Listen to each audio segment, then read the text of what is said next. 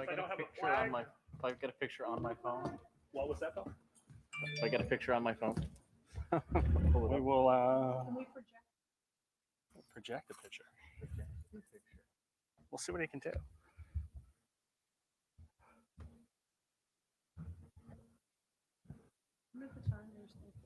It wasn't backstage, Paul. We'll give Paul a second. I feel like this is one of those moments from like Star Wars when Yoda's talking to Obi-Wan Kenobi. He's like, "Oh, he's missing a planet. How embarrassing! Oh, yeah. school committee's missing a flag. Embarrassing." While we're trying. Yeah.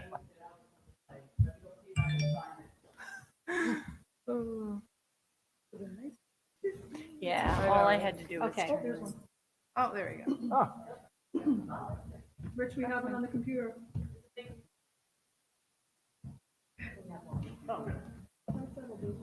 that'll do. Thank you. I pledge allegiance to the flag of the United States of America and to the republic for which it stands, one nation, under God, indivisible, with liberty and justice for all. Thank you, everybody. Apologize for that. Usually the flag's right behind us. Not tonight. A lot of happenings with students on stage. Next up is public comment. Does anyone have anything they wish to speak about not on tonight's agenda? Seeing no one, I will move on. Report from school committee members. Miss, go ahead, Meg. So I just wanted to announce that I will not be running for re-election. I want to thank everybody on the board for making me a better educator, for making me a better parent, for making me a better town member, and just educating me in a lot of things that I didn't know in the field of education. I want to thank the members that are no longer here that were a part of the board since I've started. And I'm going to miss you guys, and I've really had a lot of fun, and I've learned a lot. And so thank you to everybody. Thank you. Teresa, go right ahead. Thank you. Well, first, thank you, Meg. I think this was six years for you. So I spent the last 3 with you, and I've appreciated my time. And I just wanted to just touch briefly upon the budget, since I was on the budget subcommittee, and I will not be present for the actual presentation on March 2nd, as I will be away. So I just wanted to thank Superintendent Lyons and Zeke and Sarah for all those hours we spent. I'm proud of what we're putting forward. So since I won't be there that night, I just wanted to say that tonight. Thank you very much. And thank you to Meg. We appreciate it. I'll miss you. You were but not that far because you're 2 doors away from my house. So that makes it easy. Any other school committee member have anything they wish to bring up? Seeing none, then I will move on. Nate's not here tonight. Nate had sent me a note. He's at track meet. So we all wish him well. And I'll turn it over to the superintendent's report. Superintendent Lyons. Thank you, Chairman Young, members of the school committee. We can pull up those slides. I will open my report tonight with talking about incident response. And I'm going to just make sure that moves and we can begin. Okay. I brought this item in conjunction with the school committee this week because I thought it would be important to talk a little bit about how our district responds to incidents of various kinds. I think sometimes it is helpful to hear about what drives decision-making, what drives communication, what drives kind of what happens behind the scenes. So it is always our goal for all 5 schools to run smoothly and without the need for additional contact, right? The basic premise is that our children come to school here every day, they return home every day without incident. But occasionally we do need to communicate about things that occur during the day, outside of the school day.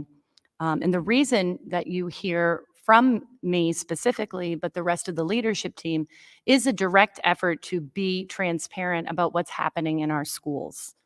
I recognize that's a newer perspective for our district, and I'll talk a little bit more about that later in the slides, but it's important for you to know that one of the things I have been hearing in my entry plan collection of data is a desire for families to feel better informed about what's going on. So the communication that occurs is in direct response to that desire. Hey, can you let me know what's going on? Can you tell me? I'm a parent that wants to be in the know. With over 500 faculty and nearly 3,200 students in our district, it is important to understand that many things happen every single day, and many things are humdrum and not influential at all. And occasionally we do have things that occur that I think necessitate communication with our community. We represent the largest department in Middleborough. So as a result, and statistically, things are going to occur both large and small. There are, I just want to make sure this is advancing, different types of incident. And I want to kind of talk about that word, right? Word choice matters. How I communicate with the public matters. The tone that I try to create matters. And not all incidents are equal. There are many times that the communication, earlier this year, we had paving that was going on in the community. Okay, so that was an informational. It really had nothing to do with the schools, but for the fact it was going to impact transportation and getting children in and out of the school, in addition to faculty and staff that were also in our parking lots. There's going to be time where there's community action. We have, an active police department, an active fire department, and those organizations are by our school campuses. So sometimes there's overlap with what's going on in the community that necessitates communication. It doesn't mean it's connected to or related to the schools, but I think it's still important to communicate because we are a department of the town of Middleborough. Sometimes there are student needs that are medical in nature that occur at school. It doesn't invoke any type of safety concern. And it isn't necessarily something for public consumption, meaning it isn't something that necessarily is an issue that everybody needs to be aware of. But that's something that happens from time to time on our campuses. There's, as you know, inclement weather and transportation delays. These are things we have, not inclement weather yet this year, but we have definitely experienced transportation delays and issues this year, and we've communicated out on those topics. And then lastly, our safety matters. And I think these are the things that most people think when they think about the word incident and they think about communication with their school system. So I listed these here because I wanted the community to understand there are many reasons why I might be reaching out or why a member of my team might be sending home a communication or some type of message to you. On that note, I wanted to talk briefly about an example of a safety concern that I might choose to communicate about and would choose to communicate about. Right now, there's something going on in the state of Massachusetts that's called swatting.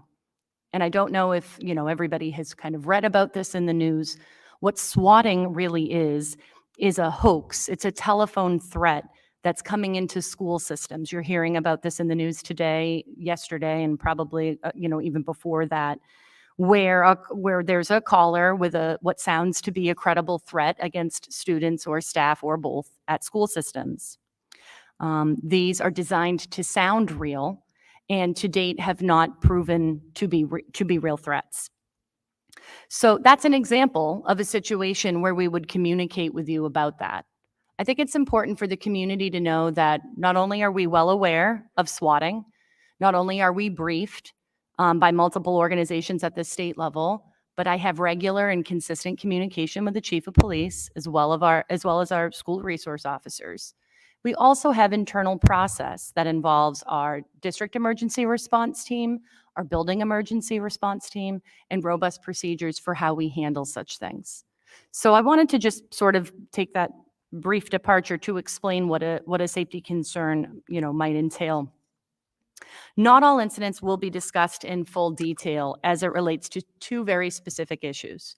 One is student confidentiality, and the other are personnel matters.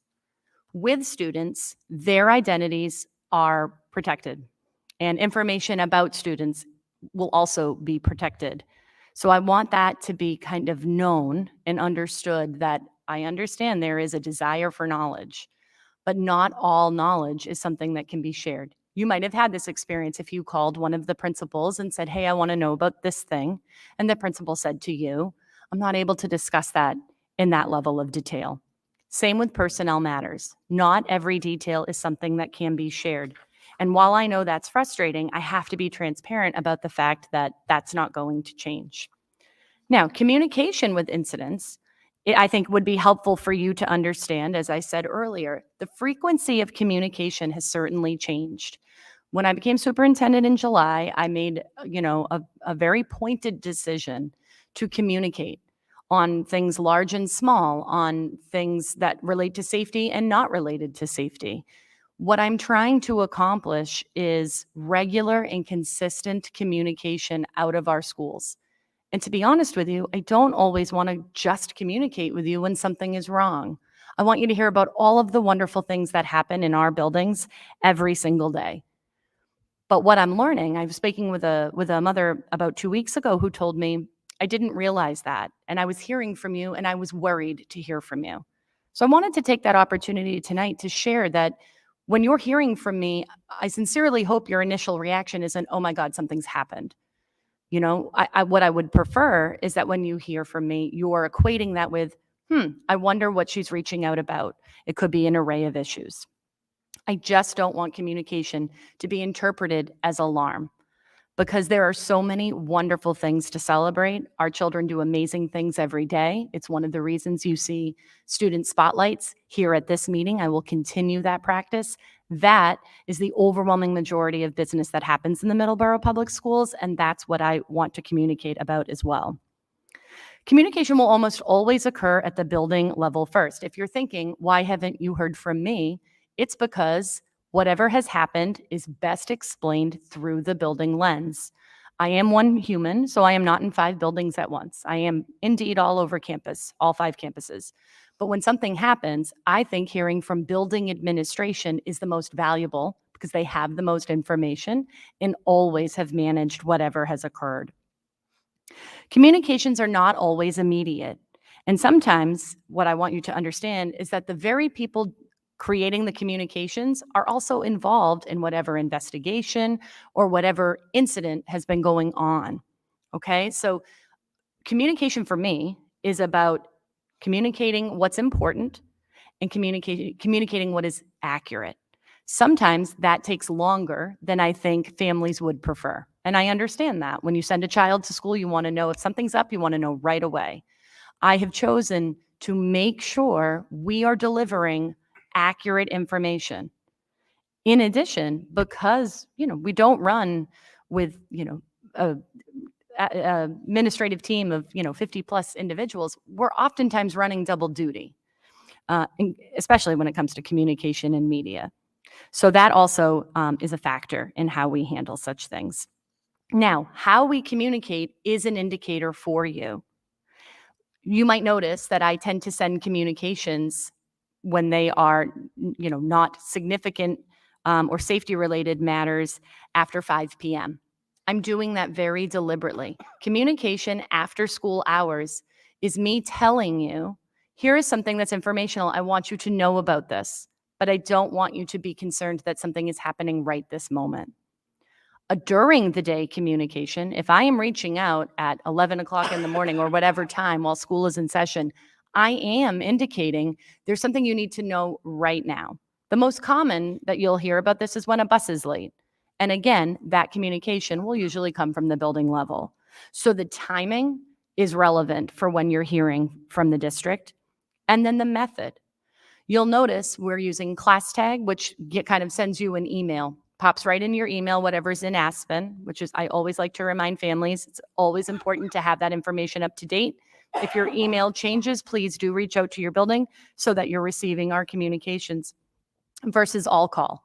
You'll notice I haven't robo-called actually at all since July. And, the district many years ago made the switch to reserving robocall for only those sort of immediate needed communications, i.e. when school is going to be canceled. And I've maintained that because I don't need to be calling you. If it is not urgent and immediate, I don't feel as though I need to communicate with you in that fashion. I will use email as the preferred method. And you'll even notice I like Smore, which is the application that I use to write newsletters. We use Smore because it's translatable in many different foreign languages, and I think that that's important as well. I also wanted to share tonight a little bit about, I went the wrong way, about internal process of incidents.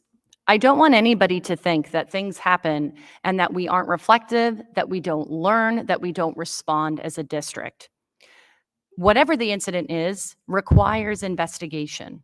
That doesn't necessarily mean capital I investigation with the Middleborough Police Department. It may not. It depends on what's happened. Either way, your administration gets involved to determine what exactly has happened. And investigations take time, particularly when it's done accurately and thoroughly. That often means talking to different stakeholders. It could be multiple people. It often includes talking to parents.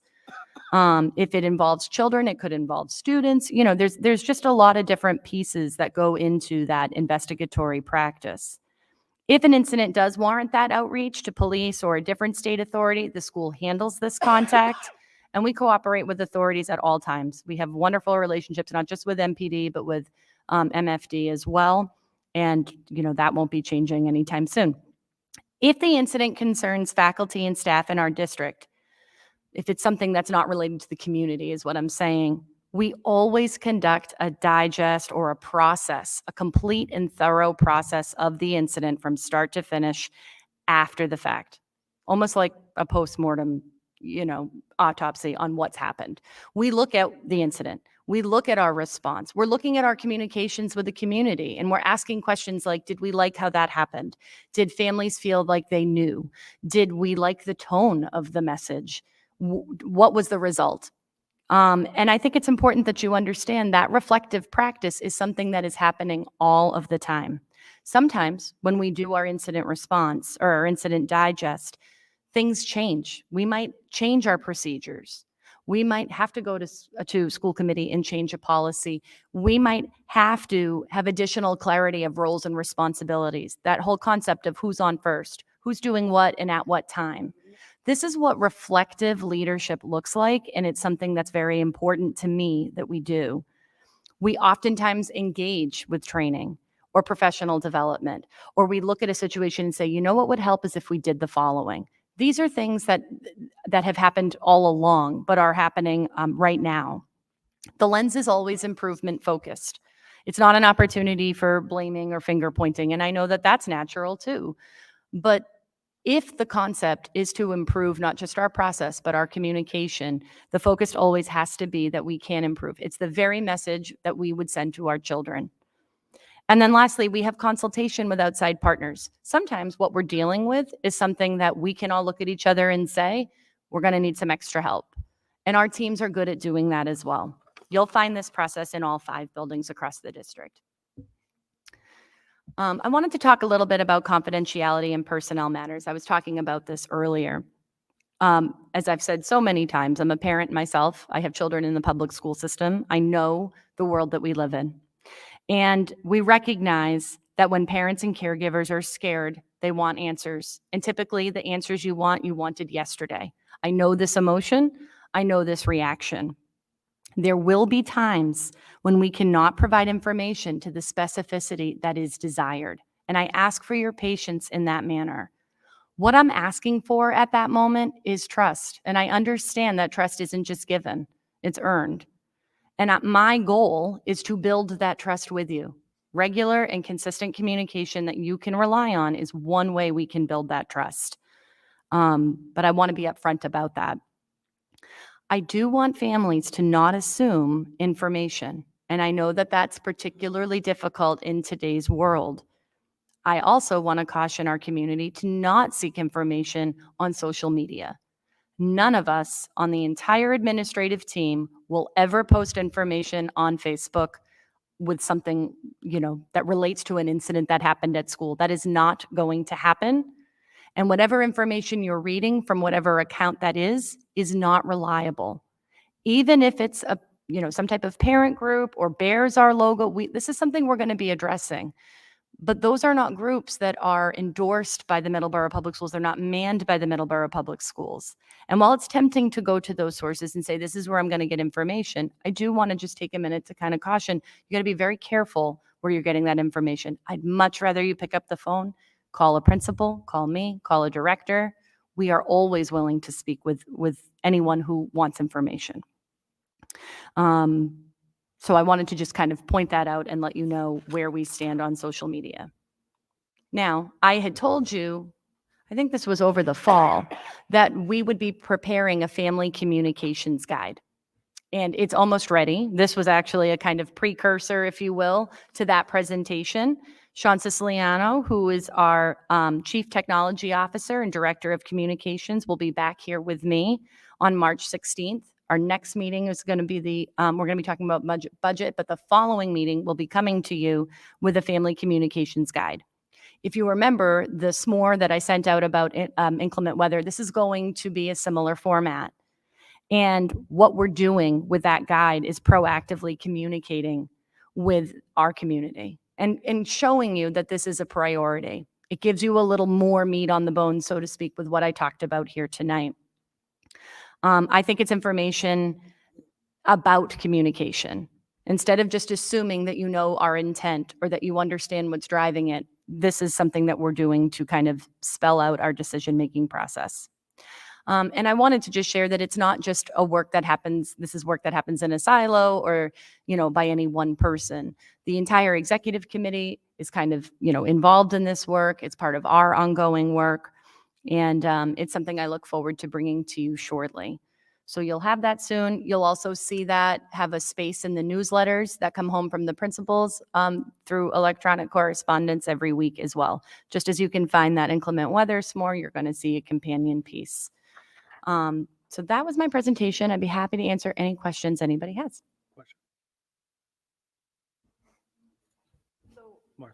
I don't know if this is working. Okay.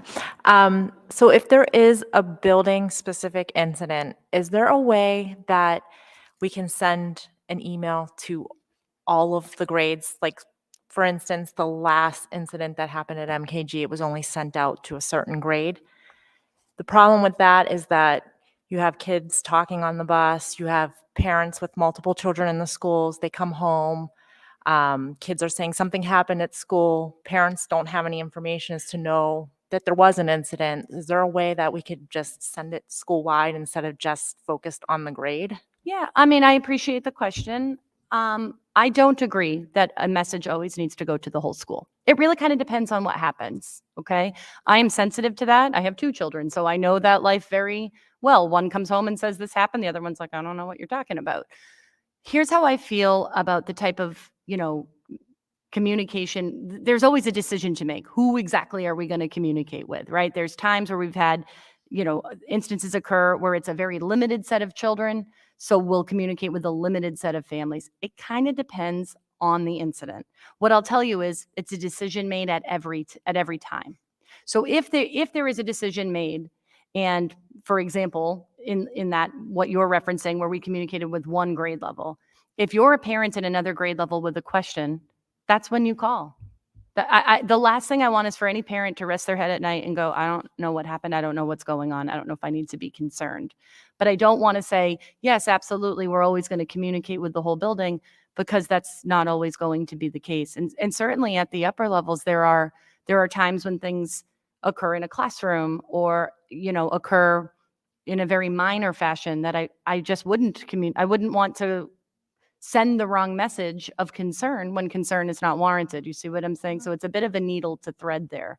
What I can tell you is it's something that we assess every time, though, including that incident that you're referencing. Okay. Sure. So in that regard, you do have the capability of Sure. communicating at that level. Sure. And you can get as specific or as broad as you like it. Yeah, I can customize any. I could communicate with the whole community. I can communicate with fractions of the community. That all of that is customizable. But I will tell you, it's not a mistake. You know what I mean? When we're communicating with a portion, that's usually a decision. Whether or not there's agreement on that decision is a different issue. But like I said, this is when you have a relationship with the building administration, and it's always welcome contact. The last thing we ever want is to have concern go unchecked. Sure. Other questions? Does anyone else have a question? Please. Could you do me a favor? Could you just state your name? And the reason I ask people to state their name now is because my secretary, who's taking the notes, prefers it as opposed to, she would normally write man in green jacket.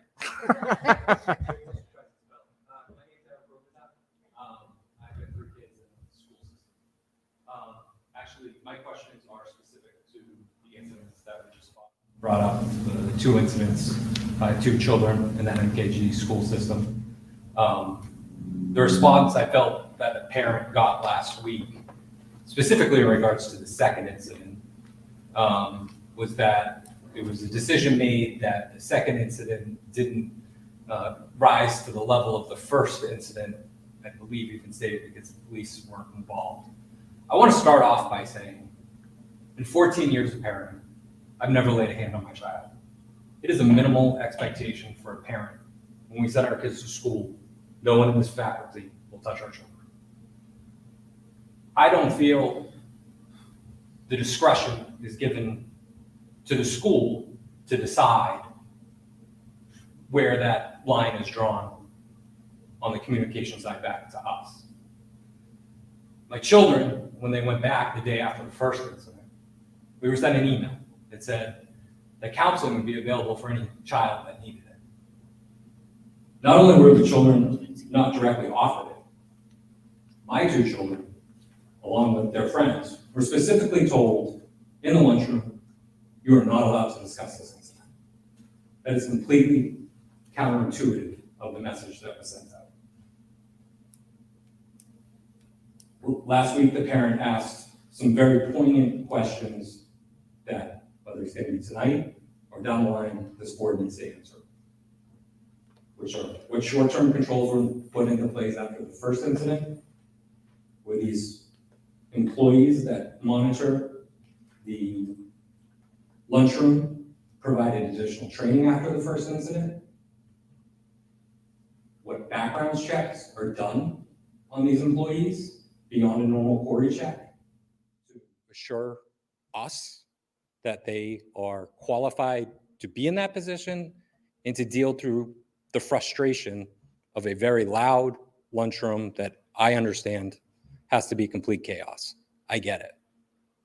After the first incident, I do not understand how a decision couldn't have been made to put other employees in that lunchroom beyond the lunch monitors that were working there. For a second incident to occur of a child being touched, whether it's rising to the level of an assault or anything, to me, it doesn't matter. Nobody in the school system should be touching our children out of frustration. So all of this communication presentation sounds really good, but this specific incident, we should see this being implemented. And I understand that there are investigations involved in some of it, and we as a community, we understand all that, and we want it to go through the right channels, and we want the right follow-up done. But there has been zero communication from the school system since the first incident almost a month ago. And I know I'm speaking for a lot of parents in this community who are very concerned about it, because there's been a lot of discussion. And I think if that incident was clearly on the agenda, you'd see a lot more parents here tonight. So my question is, specifically with the MKG lunchroom incidents, how will the information come out to the community, and will it detail what changes will or won't be made in the future so we don't have any more incidents like that? Thank you. Hold on. Can I just ask you to repeat that question? Your specific question is in response to the MKG incidents, how you're desirous of hearing what's the response to those two incidents in specific to that building?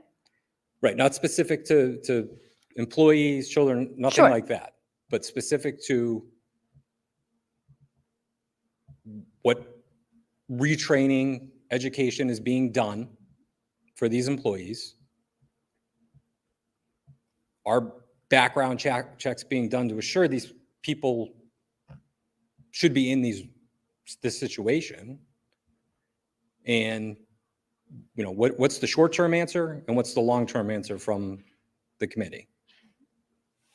Yeah. So, well, I mean, I can tell you right out anybody who works for the Middleborough Public Schools has a Corey check. They do, and I'm the one that reviews the Corey check. Well, as of July 1st. Okay, so every employee has a background check, and we also fingerprint all of our employees as well.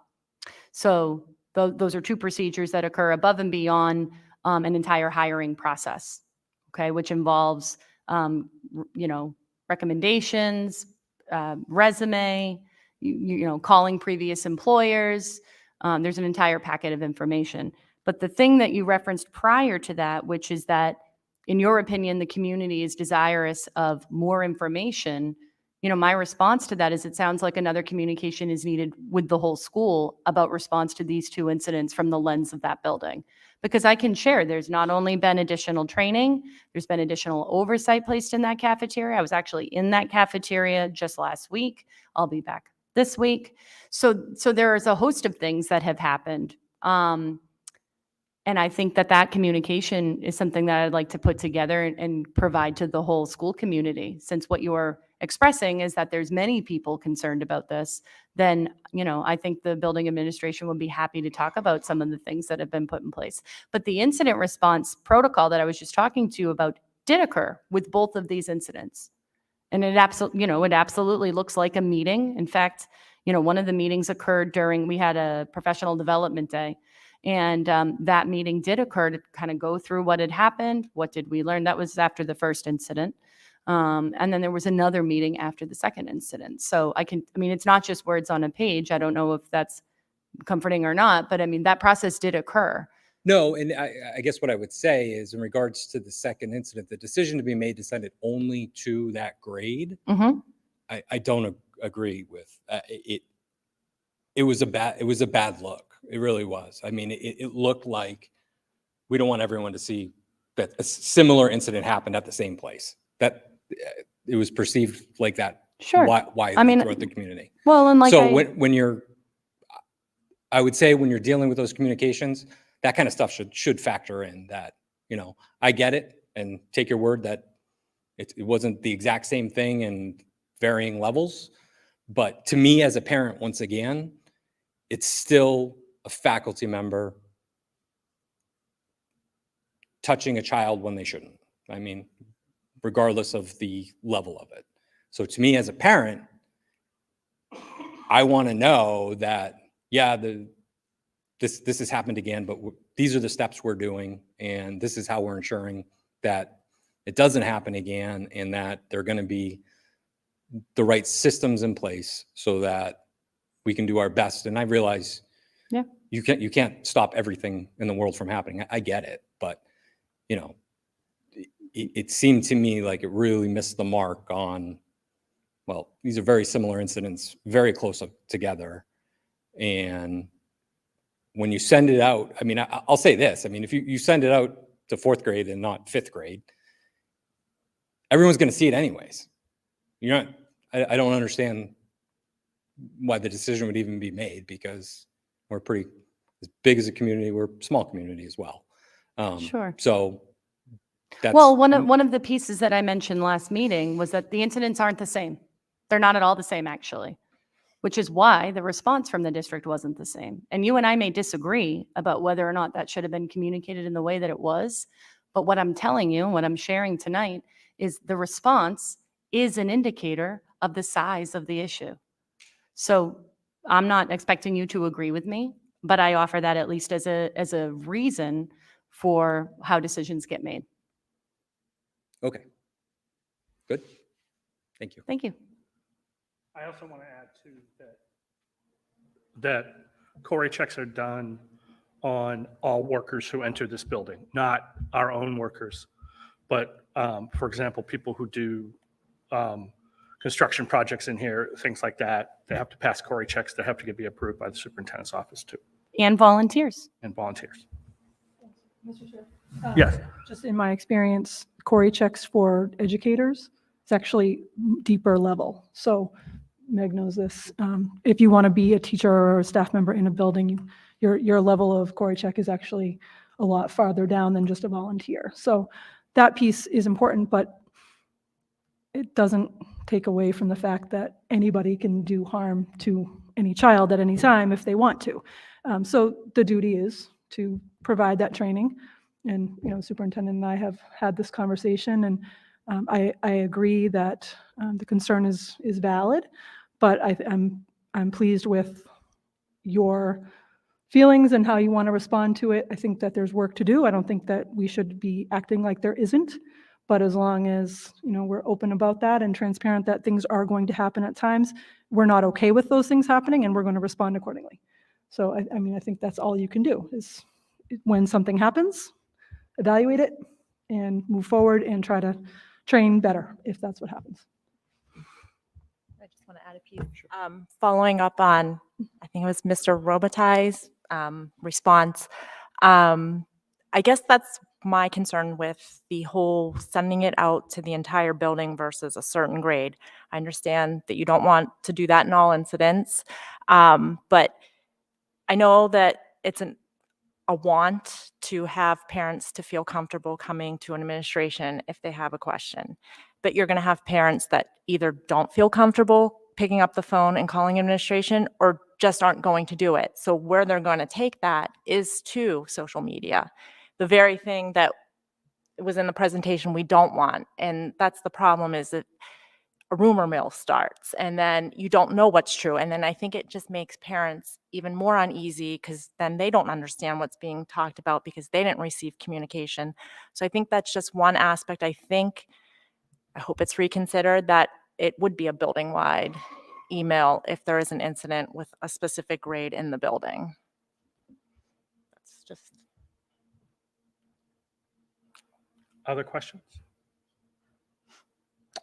Thank you very much. Okay, my next item is a student services update with Mr. Kevin Avatable. So if you want to come to the table, this is our Director of Student Services. He's going to be presenting on a few items tonight. And I believe he has a PowerPoint. I don't know if I need to get rid of mine. I think it'll be switched out.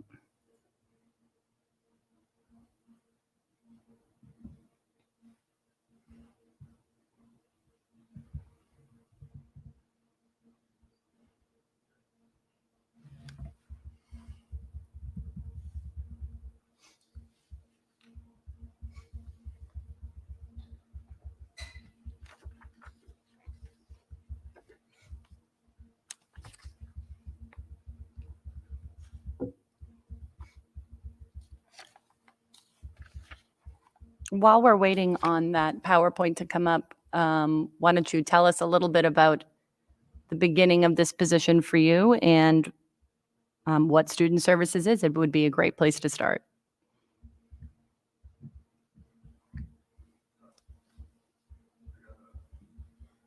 You got him?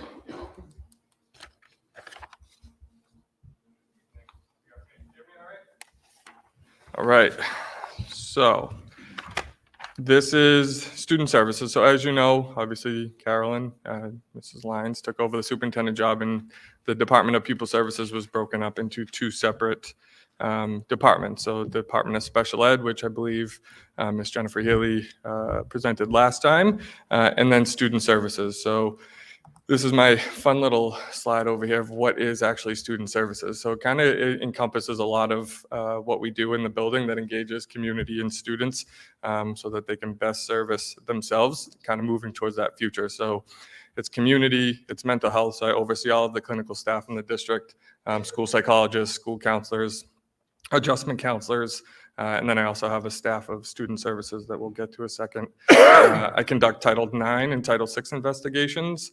And I oversee the social emotional learning portion of it. And I did want to just touch upon what social emotional learning is, because that has become a taboo word. It's become something that people have different opinions of what it is and what it isn't. Typically, when somebody says this is social emotional learning, this is where I give you I look up a definition from Castle and I kind of repeat what it is, and that we just kind of move on. Like my version, I was hired as a coordinator of social emotional learning. Quite honestly, I didn't know what that meant. Social emotional learning, like I've been doing it my entire career, and it's just something that's embedded into natural good teaching and best practices. So I don't believe it's a curriculum. I don't believe it's something in addition. I believe that it's embedded in what we do every day, and it's not a new concept. I'll date myself here a little bit, but my graduating class was the first class that MCAS became part of the graduation requirement. And during my time at Middleborough High School, when I graduated here, in that time, the response was that we cut home ec, we cut wood design. Over the course of time, we cut DECA. We cut things and opportunities that were embedded for a lot of my kids that my friends are doing to this day because they found themselves in the education and the academic opportunities that were presented in front of them. It became a large shift of college is the only way, you have to do this, you have to do that. There's the 5 core contents. And over the last few years, we've kind of realized we've done an overshift and we've kind of said like, okay, well, we're missing all of these opportunities now. You know, when we look at how education was formed back in the 90s and, late 80s, like there was more time for recess. There was more time for those classes that were, not just college-driven or college-bound classes. And that's social emotional learning. It's trying to figure out what your skill set is and then being able to offer you opportunities for you to be able to move in that direction. So as I go through my presentation today, a lot of the things that I'm doing in the district are things embedded in what we're doing, best practices. It's not a curriculum, it's not a philosophy, it's really something that has to largely be looked at as an entire scale about how we're engaging our kids so that they see themselves in the curriculum that we're presenting. And that's not just sometimes math, English, and science. I was a principal of an alternative school, and I've said, I had kids that could go out and build my car in the parking lot, but they thought they were less than because they failed out of school or they failed English or math. And there's a combination, there's a balance to all of this. But really the ultimate goal is to be successful humans and successful adults and not always just successful students, right? We have to kind of bridge that gap of how that encompasses the whole student. So I think that's an important part as I go through this, like while I'm looking at data and while I'm looking at programs, that's largely what I'm trying to accomplish every day.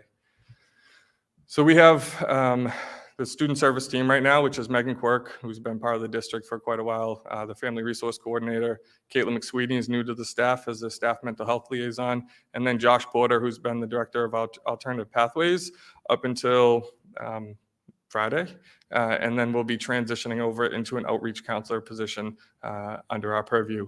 So each one of us kind of have a different role in terms of how we're trying to engage staff and community and students and to try to build a comprehensive system that there's some place or somewhere to go to answer a lot of the issues that we see on a day-to-day basis. So Megan, Ms. Quirk has, she's the guru of resources. If you need something or if we need to place a family or get services in place, she knows where to go. She has contacts in the community. She's a valuable part of how we find supports for students and families in need. Caitlin's kind of been an evolving position. She's done a really great job of organizing. She comes from a community organizing background. She used to chair Middleborough Matters and has taken that skill set over to us now and has really blossomed into somebody who has taken the lead in a lot of district initiatives and has grown and kind of continued to grow these opportunities for the whole district. So we're kind of balancing out like whether it's the staff mental health liaison or whether it's a community base, it's as an entirety, we're trying to make sure that she's impactful and she's proven so far. And then Josh is going to be really that bridge between the schools and the community. As a clinical staff, we're often dealt with, crisis level incidents and happening on a day-to-day basis. That doesn't really allow for us to do more than what the day entails. And so we have resources or services that kind of need that extra helping hand. And Josh now will be able to go out in the community and meet with the families in their homes and help sign paperwork and go to hospitals and kind of help work the court systems. And so he's really kind of our Swiss Army knife of supports within the community. And so we're really excited to have this position because it's really that missing link between what we can do in the school and how we can help kind of bridge that into the community. So he'll be starting after break with us, and I think that'll be a very valuable position for our district. So we're going to start off with Panorama. Again, another thing that I think sometimes people are misinformed of what Panorama is and what it isn't. It's basically a data housing system, but it's pulling all the data that we already currently use and pulling it into a user-friendly format. So when we go into it, we have all the MCAS scores and the AP scores, attendance, conduct. We have all of that information already in Aspen. It's just very difficult to find that information in real time, particularly when you're a counselor or you're a teacher and you're kind of stacked up against timelines. And if you need a quick answer about who's in front of you, particularly in transitional years from going from 8th grade to 9th grade or 5th grade to 6th grade, you're trying to get to know the kids in front of you. We're now able to kind of communicate between schools and classrooms so that we can kind of have a small snapshot of who's in front of us in a much quicker format. And so that's really what Panorama has been helpful for us, is being able to use data in real time instead of having to wait, run reports, get reports put in your mailbox, have to do the data analysis. It's really doing a lot of that heavy lifting for us at the beginning, which again just kind of enriches the conversations when we're trying to figure out what we need to do to best service our students. The other part of Panorama that is new to the district is the Panorama Screener. So this is a social emotional screener. It is not a mental health screener, meaning that we're asking surface level questions to try to find trends within our district so that we know where to put supports and resources. If it was a mental health screener, that's where you get into those questions that are a little bit more personal, a little bit more direct. You know, we specifically designed our screener to kind of maintain that surface level by giving us enough information, but not overstepping that boundary of, you know, that personal information. So it's broken up. When you go into the student section, it's based off of student competency. So those are the questions that the students themselves are answering. So that's based off of self-management, social awareness, growth mindset, grit, and emotion regulation. That goes into their Signal Success platform. So we have access to that information. The student support and environment is completely anonymous. So students are answering that question and we do not have access to how they're answering those questions. So that is really trying to help us determine what the culture is of the buildings, what the student-teacher relationship is, the sense of belonging. I kind of grouped it into, so the first one, the teacher-student relationship, is what's going on in the classroom. The sense of belonging is what's going on in the hallways, in the cafeteria, in the gymnasium, on the sports field. It's a little bit more of like how they feel they connect to the school. And then engagement is really, but as an administrative team, what are we doing to engage our students for 21st century learning opportunities? Are we giving them the best skill set or the best chance to find curriculum that they can identify with? And I think because of that, you've seen three different kind of areas to kind of analyze the trends within our school. So I'm going to kind of walk you through how we did this as a district. Obviously, if I went through every single trend, we would be here all night, and I was told to not talk for too long. So I broke it up into categories so that you get an idea of the process. When people look at data, specifically when there's a lot of data, they tend to look at the questions and the percentage, and they base it off of whatever that is. So they may see 50% of the students in this category has low self-esteem, and that becomes the trend. And so I met with all of our clinicians and our counselors. We have a district clinical team, and I really challenged them to look beyond the specific questions and try to pull out trends that we're getting from that so that the data is a little bit more enriching. So an example of that, I did one for each school so you could kind of get a baseline of what it is.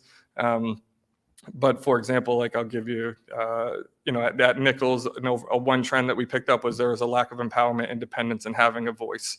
68% of the students reportedly struggling to describe their feelings. 43% reportedly struggled to stand up for themselves when somebody was bothering or saying bad things. So we try to tie each trend into something else.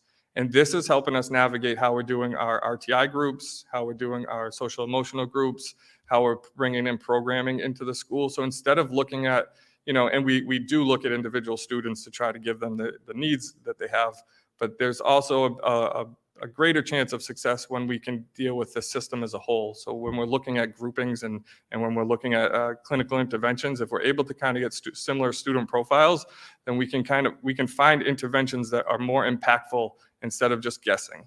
So I think a lot of times, particularly, my past experiences, when you have a lot of clinical need in a school and not a lot of information, you just kind of guess, like I'm going to do a boys group, I'm going to do a girls group. They could have entirely different needs, but we just kind of group them and pair them in something that makes sense to us as adults. This gives us a little bit more information to be specific with our interventions, to look at the curriculum, to look at what we're trying to deliver, and then be able to be specific with those interventions for the students. So that's kind of how we're dealing with the trends here.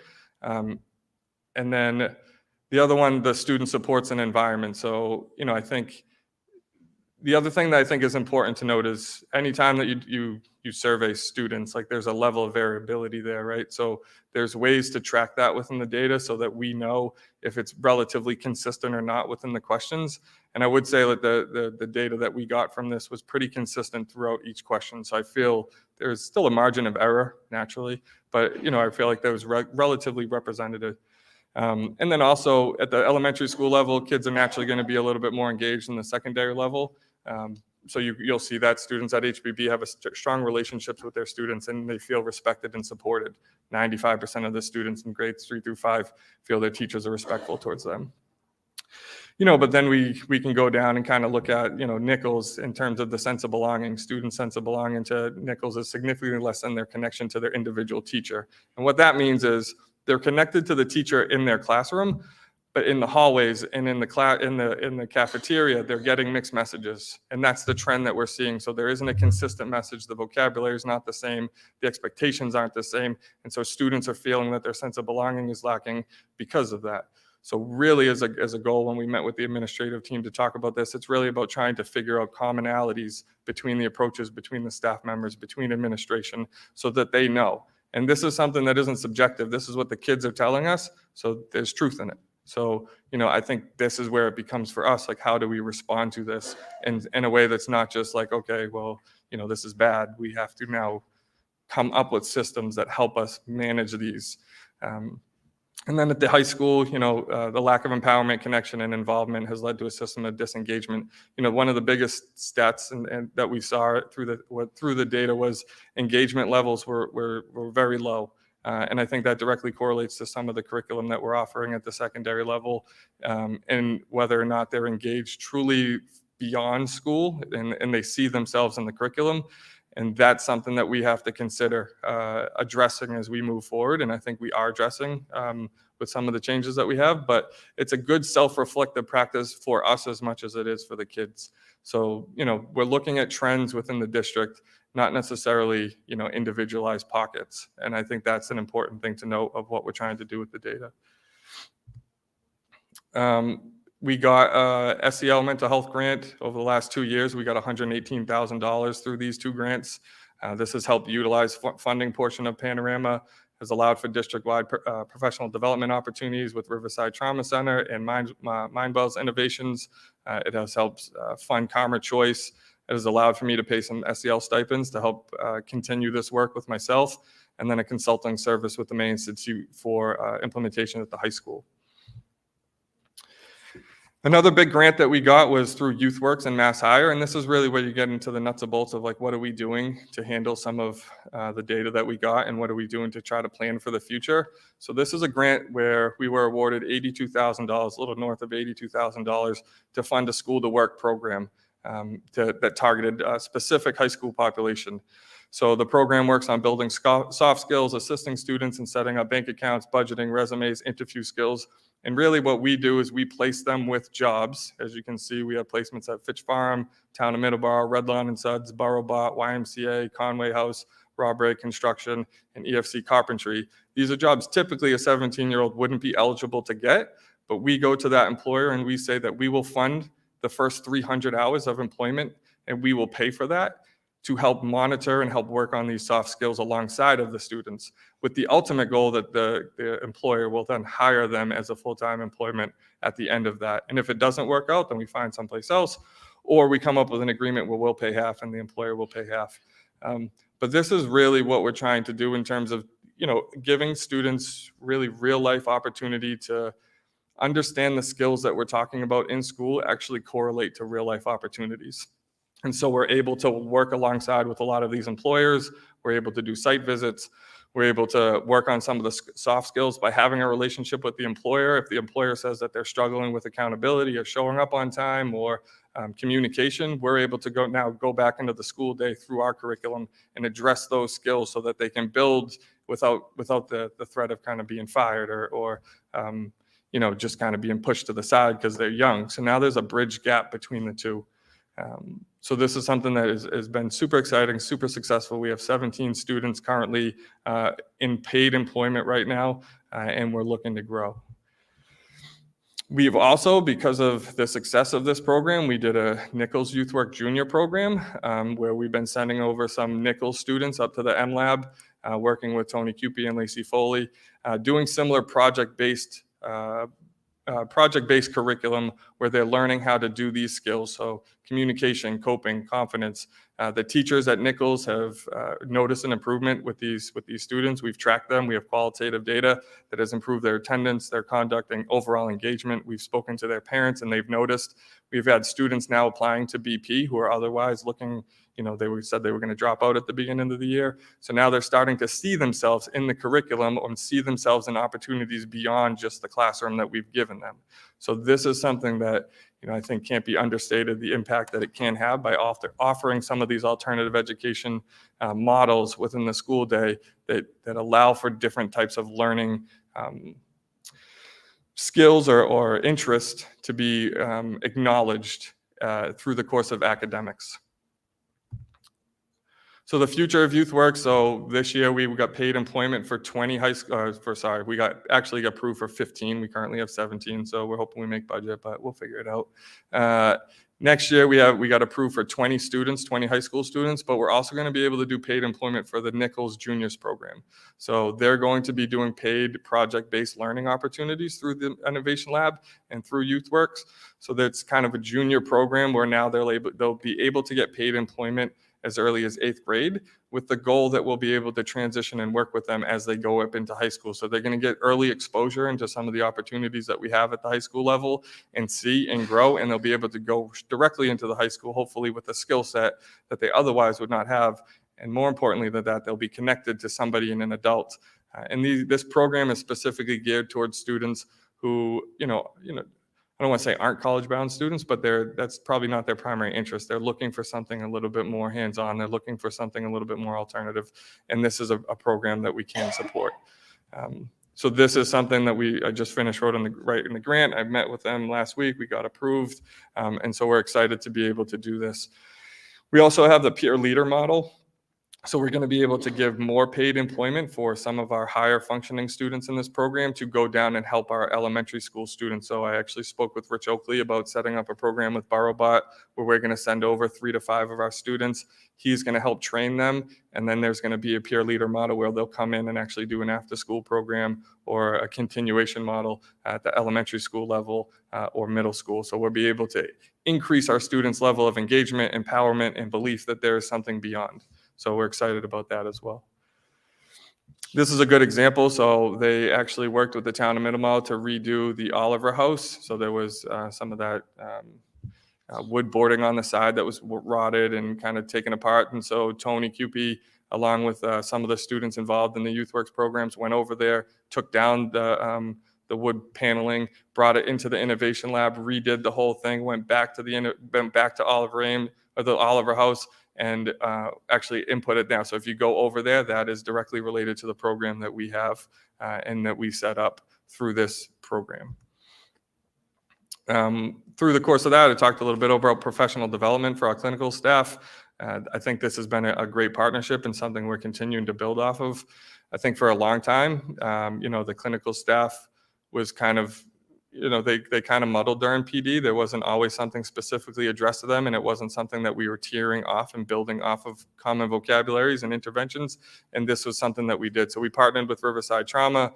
Through the course of this year, we've done professional development on suicide assessment, interventions, and strategies, understanding trauma, trauma-informed systems, a consultation group where we had like a workshop model where we were able to work on individual basis with our clinicians, fostering resilience, understanding stress in the mind and body, mandating reporting in the Plymouth County response, and recognizing, reporting, and responding to child abuse. So we're really trying to build off of each PD and grow our skill sets of our school counselors so that we're more prepared to deal with the issues that we face each day. Into next year, we have a partnership with MASCA, which is Mass School Mental Health Consortium, where we're going to continue to work with the comprehensive mental health system, which I'll talk about in a few slides, an evidence-based needs assessment, and then professional development on Tier 1 and Tier 2 for our building and district clinical staff members. We're also looking to do a a district-wide threat assessment or safety assessment protocol, which is the PREPARE model, where we'll actually be able to train our clinical staff to then train future clinical staff members. So this one-time professional development will hopefully be able to embed into our program for years to come, because our clinicians will now be trained to train other clinicians, which is a model that we'd like to continue to sustain, because it's a lot easier to do that and have them work with our teachers and have them be the experts. So we're looking to, we are partnering with Melissa Reeves in the PREPARE threat assessment into next year. We had a conversation, this has been an evolving conversation about Family Strong and Parent Cafe. It kind of was a brain trust of Paul Brannigan and Heidi Latender. And it kind of evolved into being more of a community-based event instead of a school-based event, so that we could get a little bit more impact and a little bit more engagement. So the Family Strong is a new community-wide initiative program for parents and, sorry about that, to discuss topics of interest. So the first event was held on January 24th in the Black Box with close to 50 community members. We had 9 community resources available to help navigate systems within our community.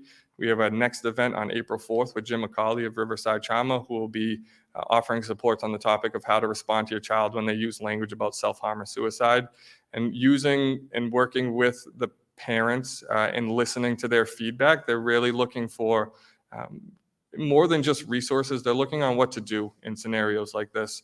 And that was pretty clear during that session. And then we had a survey that went out to some parents, and they want tools in their toolbox. They want to be able to go in and research and have that available to them. So that's really going to be the focus of Family Strong, is trying to find tools that they can go back. And then the Parent Cafe is an opportunity, is something Meg Quirk and Caitlin are really taking over. And they've been paramount as well with Family Strong. Both of them have. But Parent Cafe specifically is going to be another opportunity for parents to come in and be able to bring up issues and concerns and kind of lead that narrative about what they want to see within the school, and then give us feedback on where to go with that information. I think it's important that we're being receptive to, we need to do more of this and less of this.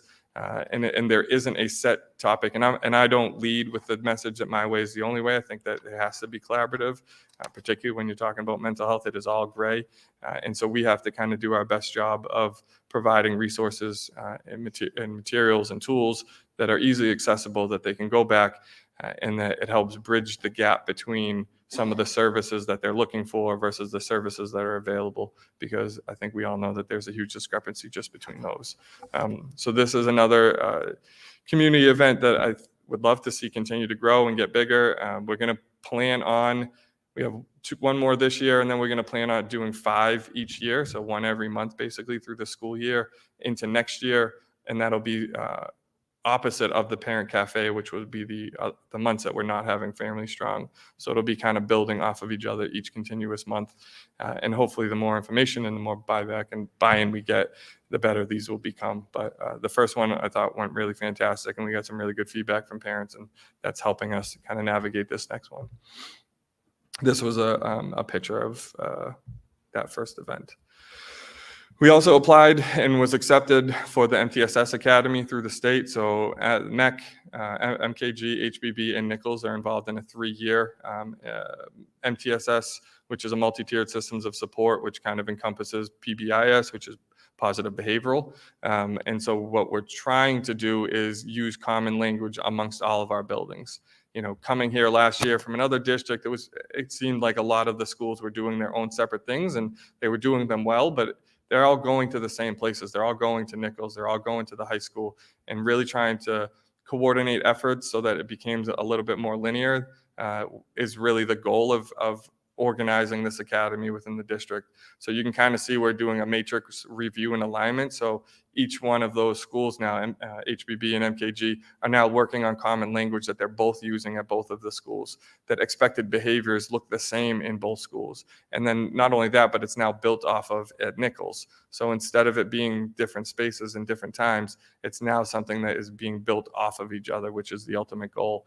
At Nichols, they started a Tiger Strong video, which is available on Met right now, but it's really about the goals of moving forward in that building. So grade 6 is about empowerment, grade 7 is about growth, and grade 8 about success, and trying to move them through the school with a really concrete streamline of what this is and what it isn't. So each school kind of has their own little things that they're doing to make it unique for their own. And it's a 3-year academy. So this year is really about the needs assessment of each building and then figuring out how we're aligning practices. So we meet monthly as a district clinical team to review the steps that they've making. They've had professional development, 3 in-person professional development, and then they have monthly virtual check-ins through the state. So it's free professional development that's being offered. And it's not just representative clinical staff. There's teachers on it. There's paras. There is administrators. The goal is for it to be as well represented as possible in the buildings. So it's certainly a process. It's not going to be done tomorrow, but it's something that we've been working hard on and made a lot of good progress over the course of the last several months. I brought this up briefly a little bit, is trying to build a comprehensive mental health system. Again, this kind of goes on to the same track of using common language and procedures, policies when we're doing safety assessments and suicide assessments, community-based resource guides, reentry planning. You know, I think for particularly our most at-risk students, or the students that we see a lot during these sessions, it doesn't help if each clinician is doing their own system or their own intervention, because it's easier for them to feel safe when they know what's coming and they know that the verbiage is similar, they know the process is similar. There's a level of safety and trust that kind of gets built off of that. And so being able to really slow down and look at how we've been doing procedures and come up with a common streamline of how we're doing this is the goal of a comprehensive mental health system, along with organization of our professional development goals, and then working on restorative justice practices and procedures. So it's really trying to organize the systems within the buildings so that it's 5 different schools with one message and one procedure when possible. We have some miscellaneous programs that are going on. So Rebecca Fiddler is coming in to do a proactive train the trainer model group on preventative services at MKG and HBB. So she will be working on training our staff to be able to continue the service, but specifically looking around at-risk behaviors and working with them to be preventative and proactive. We have a Soul Homestead collaboration, a partnership between the MLab and Soul Homestead with 2 classes at MKG, working with the Soul academic team on showing our students the transition of schools and agriculture within our community. So that'll include an opportunity to do some project-based learning at MKG, and then also the Soul Homestead, and then the MLab. And so the goal is they'll see kind of those prehistoric tools, or maybe not prehistoric, that's a terrible word, but tools that were from 100 years ago versus what they're using now in the innovation lab, and seeing that development. So again, being able to incorporate what we have in our community now and building those opportunities for the students to see, some of these things now already exist in our high school and give them something to look forward to. We're doing something similar with the project learning opportunity at HBB with Josh Porter and Tony Cupie, doing project-based learning, again, with some 5th graders, where they're going to go in and work on specific skills while doing hands-on activities. So communication, coping, and problem solving. So we'll build a system around those where the kids are getting deliverables in a manner that is a little bit outside of the normal academic expectation. We have redesigned the CST process to be more collaborative.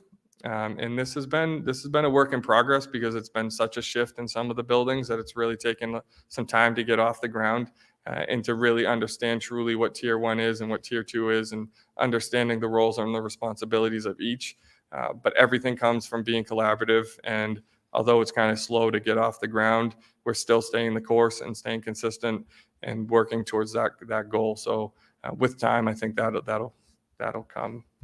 And then we have CCBC providing individual counseling at the high school. It's only Mass Health. We are in the process of at least looking at or potentially bringing in some other outside agencies to help with some clinical services for our district, because I think that was another thing during Family Strong. They talked quite a bit about the gap in coverages and needing some triage services and what we could do as a school to support them. So we are looking at other opportunities for that. We had the Middleborough Area Coalition rebrand. We had Middleborough Matters, and we had the Middleborough Area Coalition. We have all these community partners kind of doing similar things in different pockets.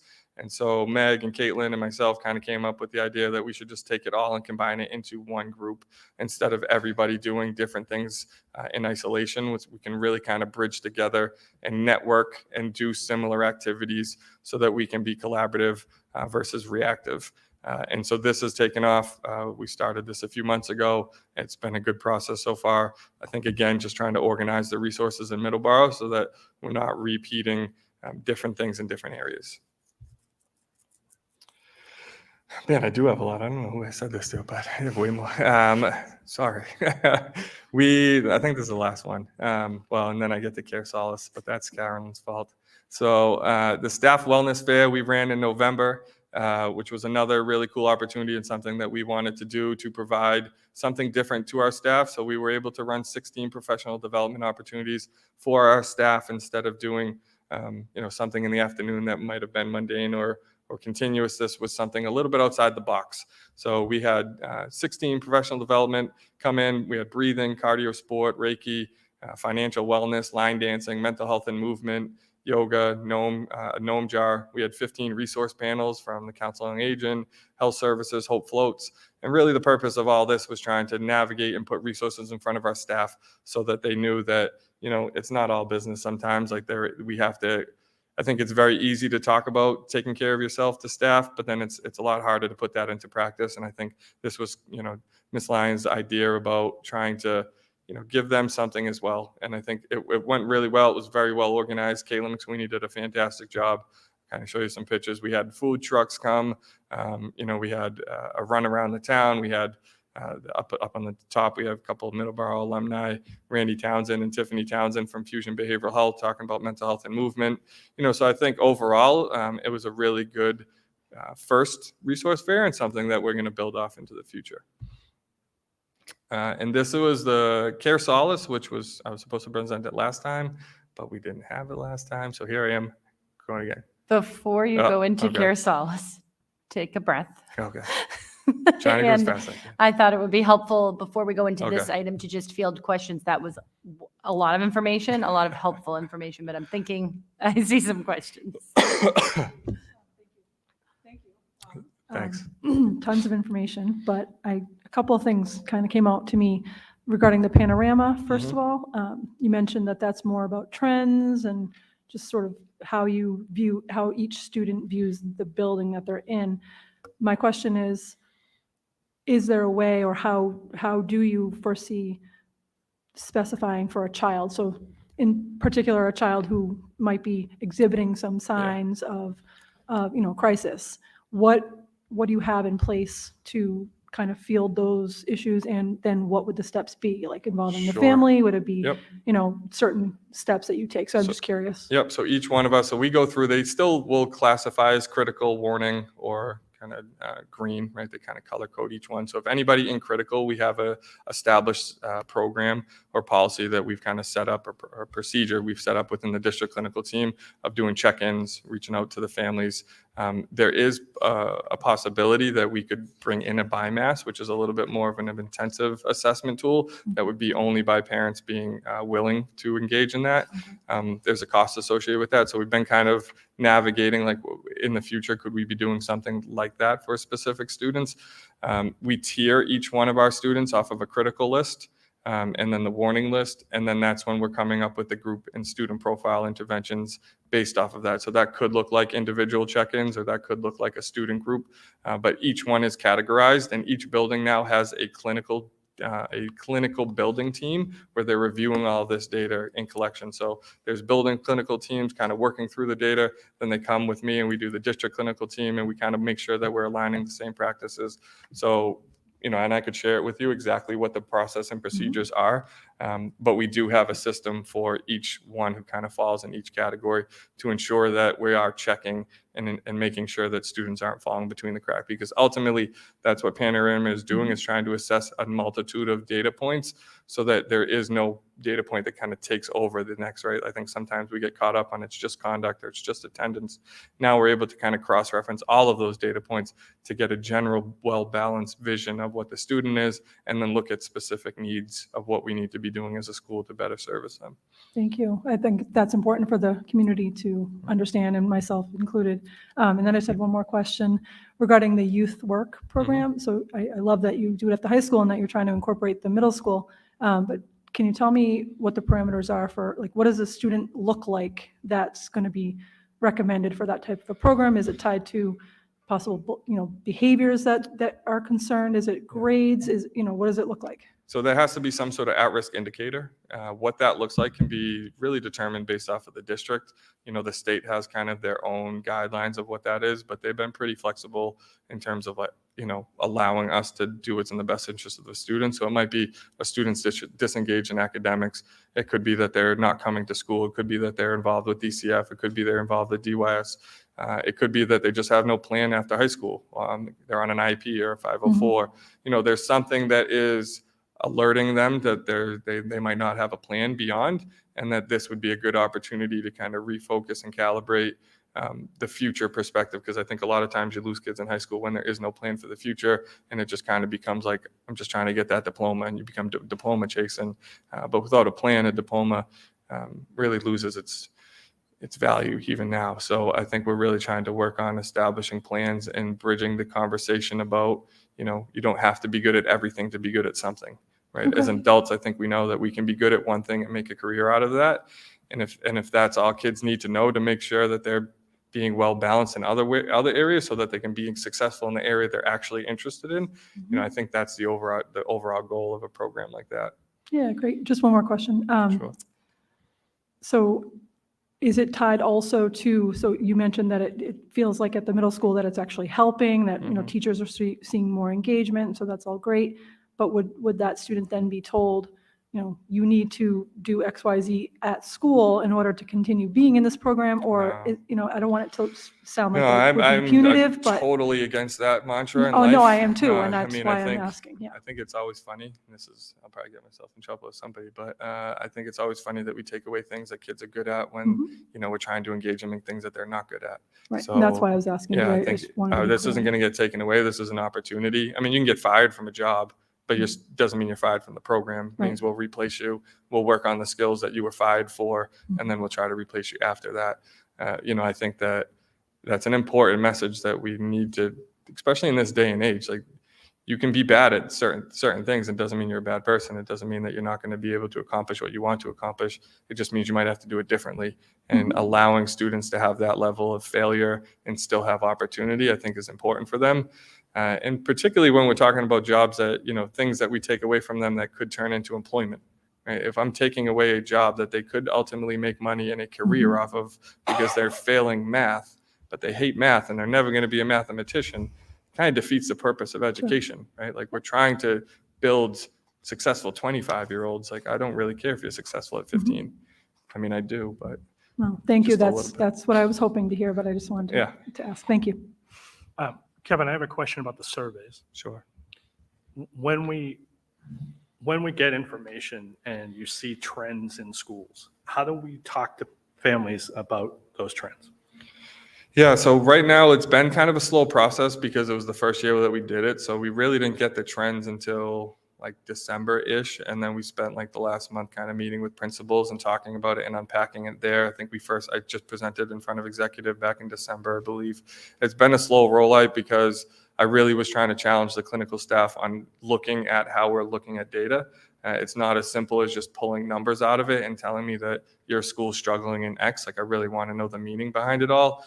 And so it's been a little bit slower this year. This year has really been kind of like that first step. I think we need to develop a plan about how we're establishing, what the trends are, and working with the building principals. To be quite frank, we just haven't made it that far this year yet, just because it's really been a learning experience for the whole district to kind of embed Panorama into what they're doing on a daily basis. We're still, I just met with the high school department head yesterday or Tuesday to start doing more trainings with them, because I've been very focused on the clinical and administrative staff, and now we're trying to roll it out to the teachers. So we're trying to be purposeful and slow, and I don't want to rush to anything, but that's certainly something that Ms. Lyons and I and the building principals will have to come up with a plan moving forward, because this will be happening twice a year. So, in the spring, we would have a better plan for that. Other question? I did see two in the piece that I want to ask you. One is, how frequent are the surveys to children? Twice a year. Okay. And the other question was, do parents have the ability to access some of the Panorama information? They don't have the ability to like log into Panorama, but they have access to all of the information. So I've had multiple parents reach out and ask for the report, and to the clinicians in their building, they have complete access to wherever they land, how they answered the questions if they so choose. It is not for us only. But parents should have access to it, and so that absolutely. Thank you. I don't have a question, just a comment. One of the things that I'm asked frequently is, what is student services? So I appreciate this presentation and how robust it was, because I hope the community takes away what I'm taking away from it, which was, by the way, why it needed to be its own department, is how expansive this work is. What Mr. Avitabile talked about tonight it's not just one area. It's not just social emotional learning. It's not just creating opportunities for school to work and alternative pathways other than college. It's not just family support and family engagement events. It's really looking at staff wellness. It's looking at helping create comprehensive mental health systems to bolster a state system that is not meeting the needs of our children or families. It's really a holistic approach to what we're seeing. In a word, student services is responsiveness to what this community needs. So I just wanted to thank you for that presentation and point out how obviously busy you are. And, I hope the community takes that message away tonight as well. Lucky for you, I'm not done. I keep going. So the next item on the report is in fact Care Solace. Try to So you can fly through this. continue on. All right, and- so Care Solace is a new program. I'll talk a little bit about. I'll explain where we've been first. So we used to use William James Interface. Was a program that we used to service all Middleborough communities and students. It was trying to align mental health services and wait lists to kind of alleviate the needs of our community. Unfortunately, the system didn't really work very well. It wasn't very well received. It wasn't very well utilized. Over the course of last summer, we discontinued services with it, with the goal of kind of accessing a new opportunity. And so we did some research, and we've been looking around on trying to find a program. And so this has been vetted through multiple community partners, professional people that I've worked with. And so we are moving towards Care Solace. So this is a mental health care system coordination service that is ensuring every person with mental health or substance abuse challenges can quickly find quality care matched to their unique needs regardless of circumstances. So this really is going to help save our clinical staff a lot of the staff, a lot of the time that it takes to coordinate services. I don't know if any of you guys have gone through this, but it takes hours to find services, particularly in the school, particularly when you don't have their insurance information. It can become a cumbersome act. And so now we have a service where they'll really pick it up, and we'll do this warm handoff is what they call it. And they're going to be able to help us coordinate those services in real time while maintaining services or connections with us, but not always, which we'll get to.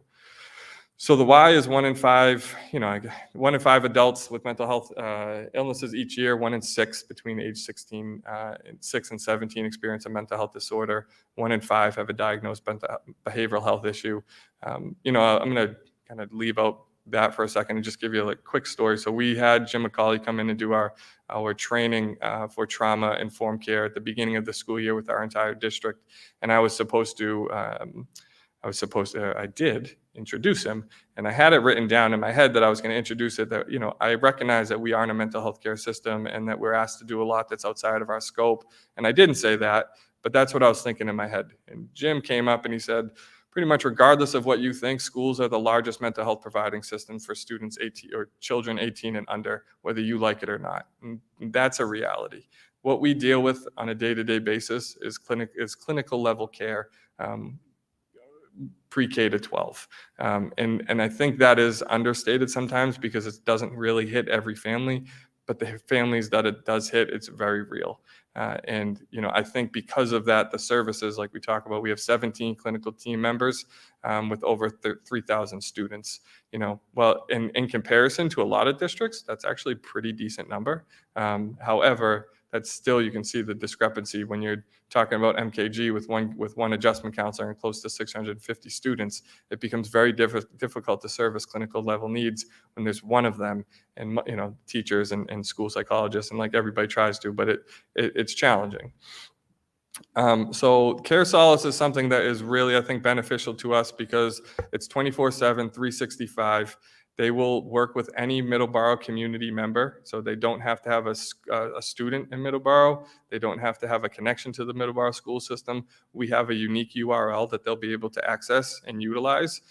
In addition, all of our staff members, even staff members who do not live in Middleborough, will have access to this platform, including their children, husbands, spouses, anybody in their immediate family. So we'll be able to, really spread who we're able to impact and help just by offering this service to the entire district of Middleborough. So this is something that we are paying for, but really the correlation between what schools and this service is providing is really just that we're trying to help a significant need that's in our community. The impact utilizing Care Service will, this is all just data kind of points. I mean, I don't take up too much time. What I do like about this service is there's 3 ways to kind of get it. Families can individually reach out to this program through our own individual URL. They can call them directly, or they can go through our school's clinicians in order to do so. If you decide to take the first 2 options, we will still be able to track the data, but it'll be completely anonymous. There'll be no name, there'll be no identifying information on you. It's simply telling us what people are being serviced for. So it tells us of whether or not people are utilizing the platform. This is important because when we're talking about trends, again, when we're talking about Panorama, when we're talking about community, when we're talking about Family Strong, we're trying to look at what the trends are in our district so we know where to put money. Money doesn't grow on trees. We don't have unlimited access to it. We want to be real purposeful with the programs that we do bring into the school so that when we do come in here and present, I want to bring in this program, it's based in fact and not subjective information, right? We want to be able to say this is exactly why we're doing this, and this program will be able to help us, as you can kind of see, like what are the community needs. This is an example of what they provided, but anxiety, depression, trauma, marital, they'll tell us exactly what insurance providers are being used. But like I said, unless the families decide to go directly through us, we won't have access to that. So it is anonymous, which I think is an important part because not everybody's going to want to come to the school and they don't have to. So there is a communication coming out about this program tonight from Sean Siciliano and the Middleborough Public Schools. And then there's going to be continuous communication home over the next week, kind of providing a little bit more information, giving the community access to the URL and the phone numbers, and then trying to push this out there so that people know that it's available and able to be accessed. And that's it. Kevin, just a comment. Because I do similar work in more narrow fields, I think the program makes a lot of sense because it gives people opportunities to cut through problematic issues like insurance, like finding available counselors, et cetera. I would say the one key thing, and I think we need to message it this way too, is this is a referral service. If, especially someone from the community, is in immediate crisis, they should call 988 or 911. Yes. So in all the communication home that's directed in there as such. So it is a referral based process, and I think that's important that they know it's not necessarily affiliated with Middleborough Public Schools. They're not getting it's a service that's available that they're going to have to outreach. And if there's an emergency, they need to go through the proper protocol. So that is part of the communication that will be sent out. And I think, having dealt with and worked for places similar but different, there is also the process that if somebody called here in crisis, they would be transferred to those numbers. So part of So I that think too, that's yes. important. So we do have 3 contact persons within the district if Care Solace had to get in contact with somebody. So obviously I'm number 1, Ms. Lyons is number 2, and then Jennifer Healy's number 3. So there would be 3 people in case there was something that they had to contact with somebody in the district. Care Solace has our information, but there's also that caveat of they should be calling 911 or, mental health service providers that are. And I would also say, again, having dealt with similar places and also dealt with William James interface. The William James interface was much more clinically focused if you called up, as opposed to sort of a consumer-friendly focus for an outside firm. Yeah. Does that make sense? Yeah, absolutely. Okay. And this will be able to, yeah. So this is a much more collaborative process as well. So we'll be able to track if they decide to go through the school, we'll be able to see exactly where they are. And the families are, even if they don't go through us, they'll be able to see exactly where they are in terms of the referral process. So it's all there's nothing hidden. So they're going to be able to kind of go along with it and see and be along for the ride and not just kind of be waiting. Thank you. I think it's a great idea, and I think it's the next step. I mean, Yeah.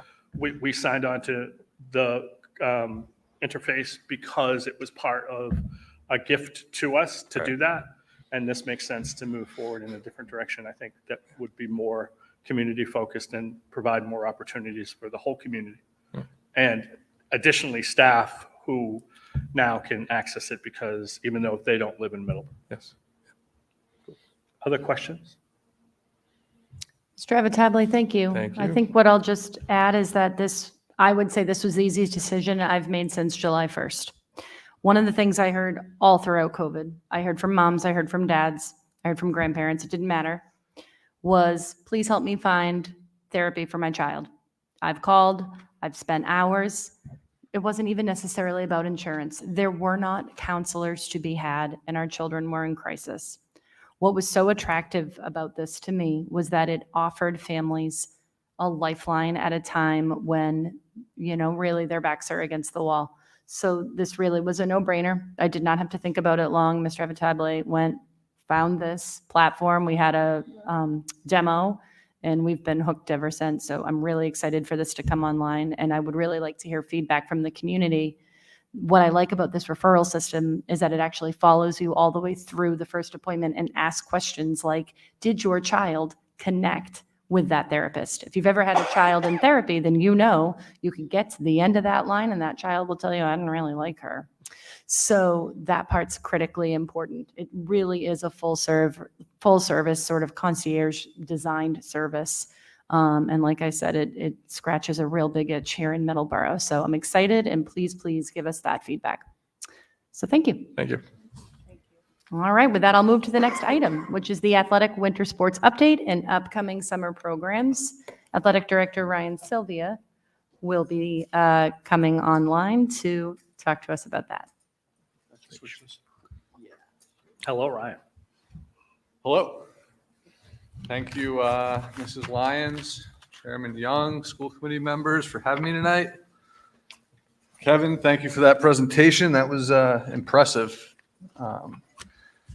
And my presentation is not quite as detailed, but will be equally impressive. All right, athletics department update. First off is participation. This is just for fall sports. So we had just in athletics, we also had some activities that I'm going to talk about. We had, how many do we have here? 1, 2, 3, 6 boys programs, 6 girls programs, 127 male participants, 117 female participants. So it's nice that we have that balance. Obviously, that's required, equal opportunities there. We do have a couple of programs that are not gender specific, like the wrestling program and the gymnastics program. Both are co-ops. In wrestling, we're the host school. We host Old Colony. In gymnastics, we are the guest school, and we are hosted by Carver, but we actually practiced and participated over at the Middleborough YMCA this year. So those are the participation numbers for the fall. For the winter. And then we also had additional activities within the department.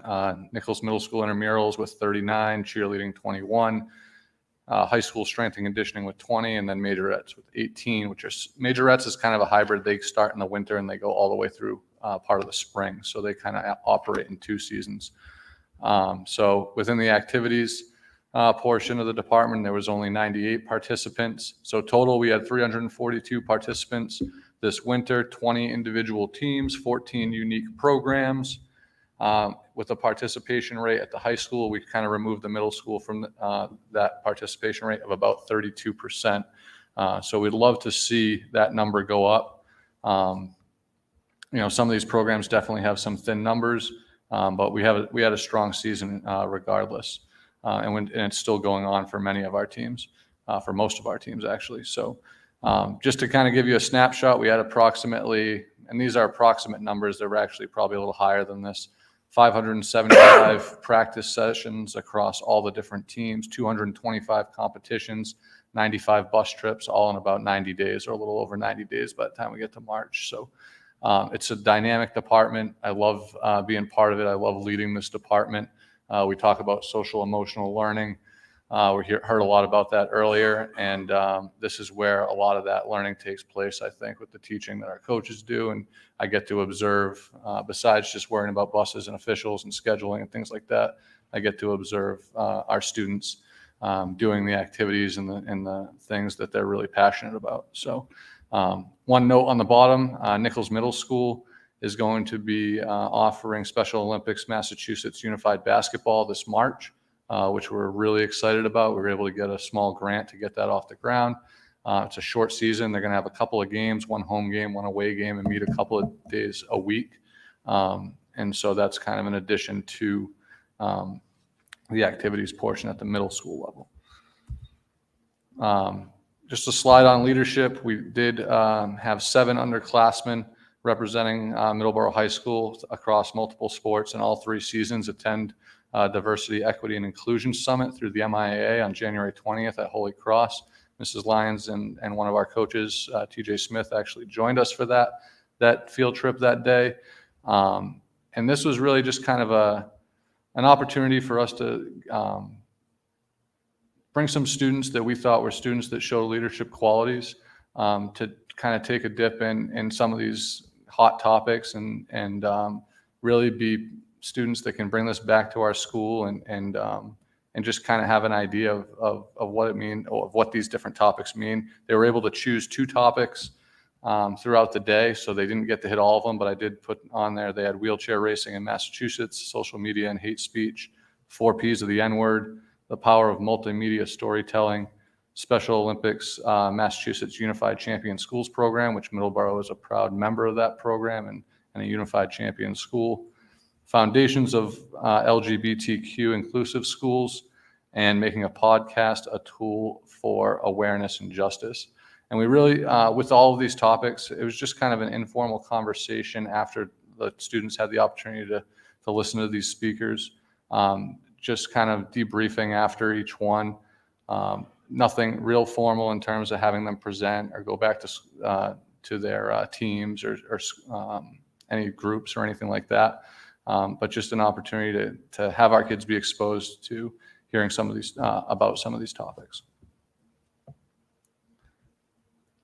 Community service, I had a goal this year to make sure we had at least one service project each season. So in the fall, we collected socks for Socktober. In the winter, we've been collecting new or gently used winter hats, mittens, and gloves, and still have that going on. And then in the spring, our hope is, and it hasn't been officially confirmed yet, but last year we hosted the Special Olympics Sectional Championship meet with 17 schools at Middleborough High School for unified track and field. And the goal is to do that again this spring. And we have all of our spring athletes acting as volunteers for that meet because it is a large event. And then, sorry, I feel like I'm showing here. The back of this, can you turn that mic down a little bit? The back of this presentation, competitive success. We've had some successful teams this winter with 5 league championship teams. And I'll just give a shout out to those teams. Middleborough boys basketball, who's on the road tonight at Dartmouth. Nichols Middle School boys basketball, who is undefeated this year, 16-0. So that was quite an accomplishment. The MHS/NMS girls swimming and diving team were the league champions for the South Shore League. The girls indoor track and field won the South Shore League for the 6th consecutive year, and the boys team won it for the 2nd consecutive year. Those 2 teams are competing at states right now at the Reggie Lewis Center in Boston tonight, actually. Last I checked, the boys were in first place, so they've still got a few more events coming, but that's a huge accomplishment if they can pull that off. And then we have 9+ teams and/or individuals qualifying for postseason play. League and regional all-star recognition is coming soon. They're still having those meetings and things like that. So the teams have been successful this season. That was kind of the first part. Anybody, any questions on winter sports? No, thank you, Ryan. I appreciate it. You know, you really brought this place along and having to deal with this building being under construction and having to travel to a wide variety of places to hold home meets and everything you've done. I can't say enough good things about your work, Ryan. So thank you. Thanks. It's, Yes. Having had the 2 student athletes since 2017 when you came in as athletic director, I've been to many, many events through the years with my boys being multi-athletes, multi-sport athletes. So the culture that you have created, and I've told you this on a personal level, but I'd like to say it publicly, you've created a culture that is second to none, truly. I've been to so many other districts, and the way that our student athletes represent this district and this community quite often is really spectacular. And I know that there was an incident a couple of weeks ago that I was very proud to be a parent of one of those boys who was subject to something that was, really inappropriate. And the way that our boys responded is a testament to your leadership in this athletic department and all of the coaching staff that works for you and with you. And so as a mom and now of a college athlete, I appreciate you and I thank you. Thank you. I'll just make one comment on that.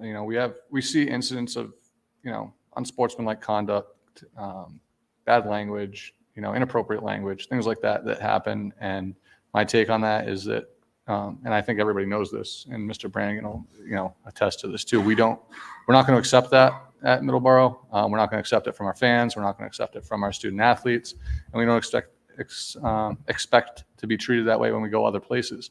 We can only control what we do, what our coaches do, what our students do. How other schools decide to handle those situations, that's up to them.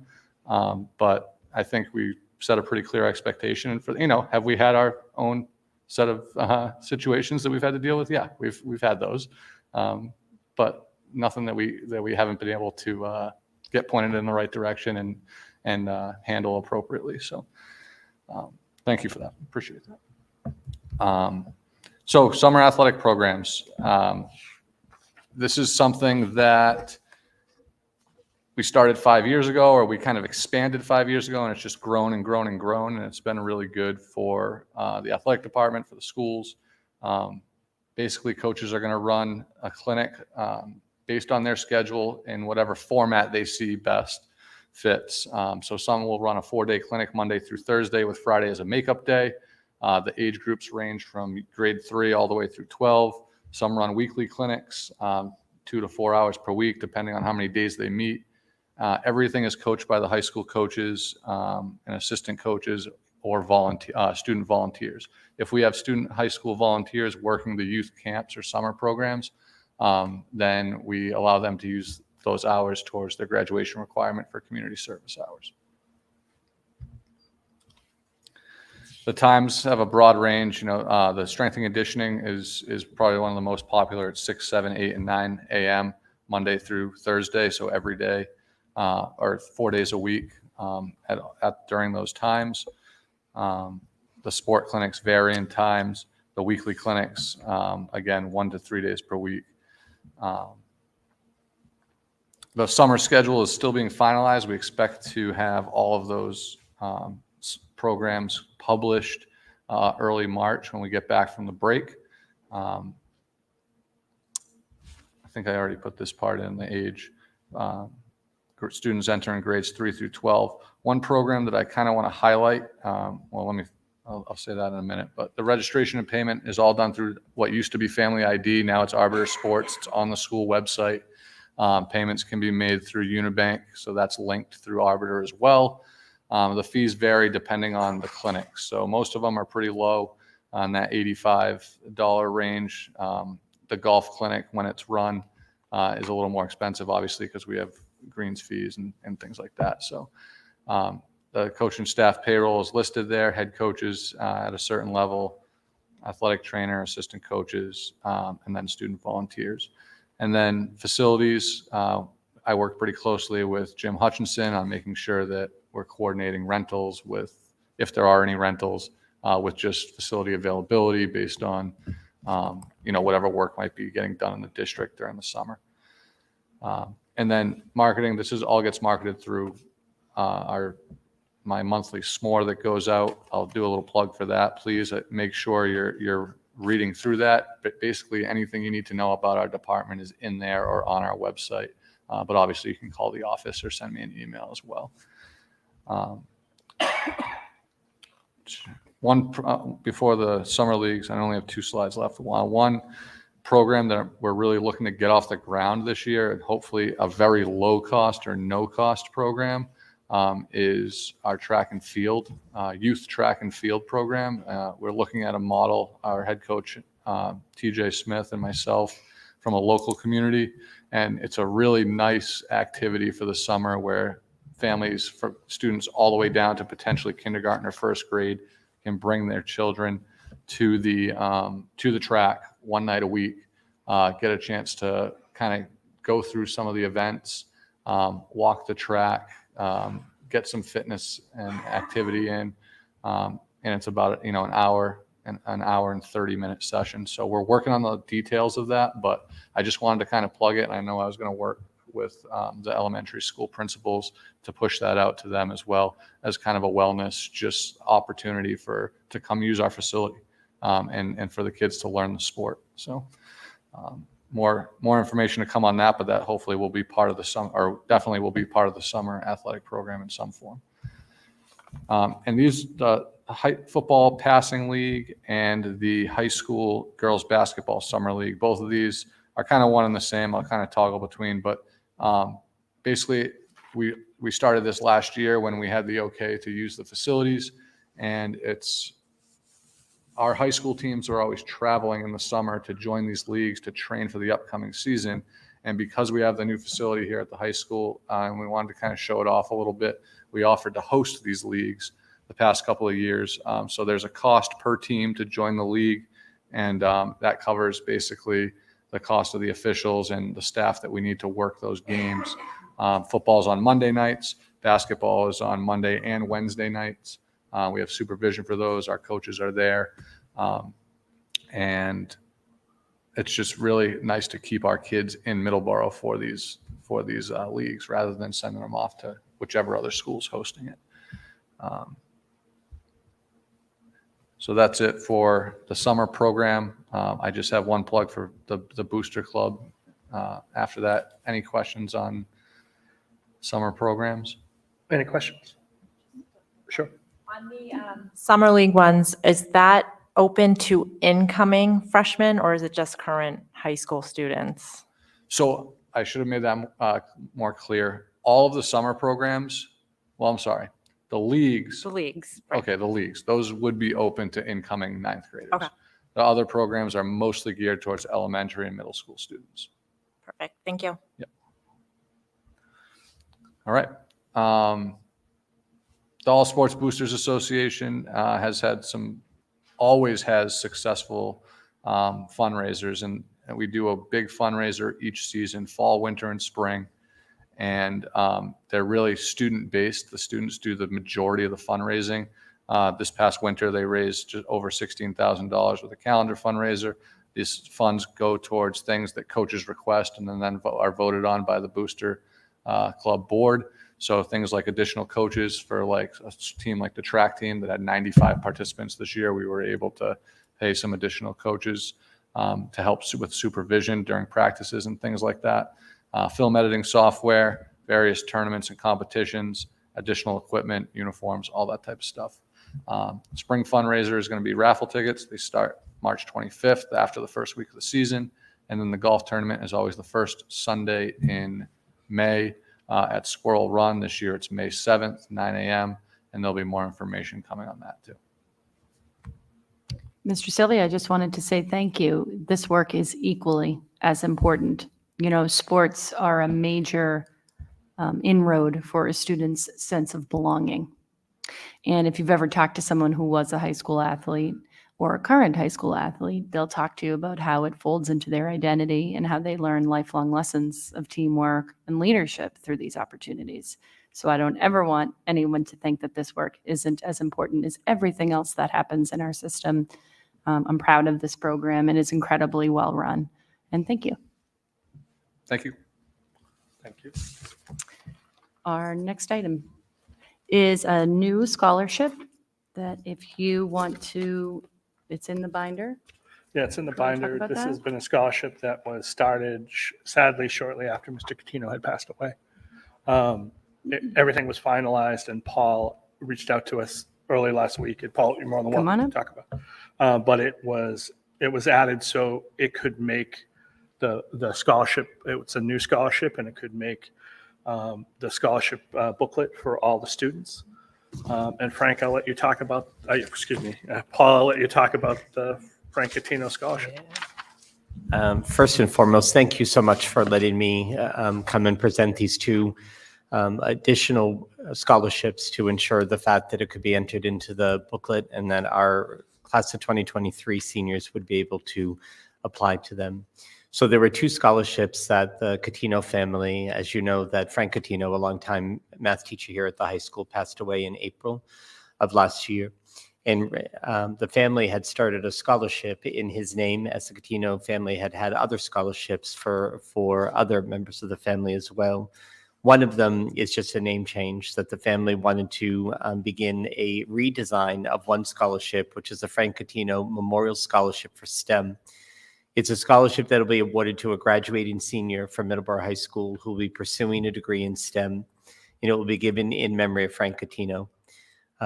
Priority will be given to a student that demonstrates a financial need, and awardees must submit a college transcript upon completion of the first semester of college. So it's really moving from mathematics to really more of a global view in STEM.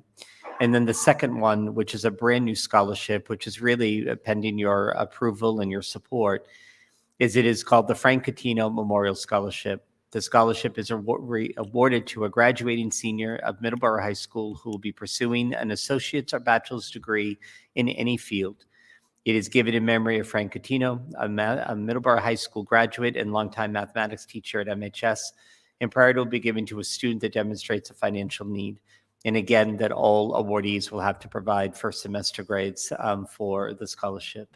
So it is with, we're really quite honored that the Catino family wants to continue in Frank's name and making sure the name is alive and well and many graduates to come. So I thank you for your consideration.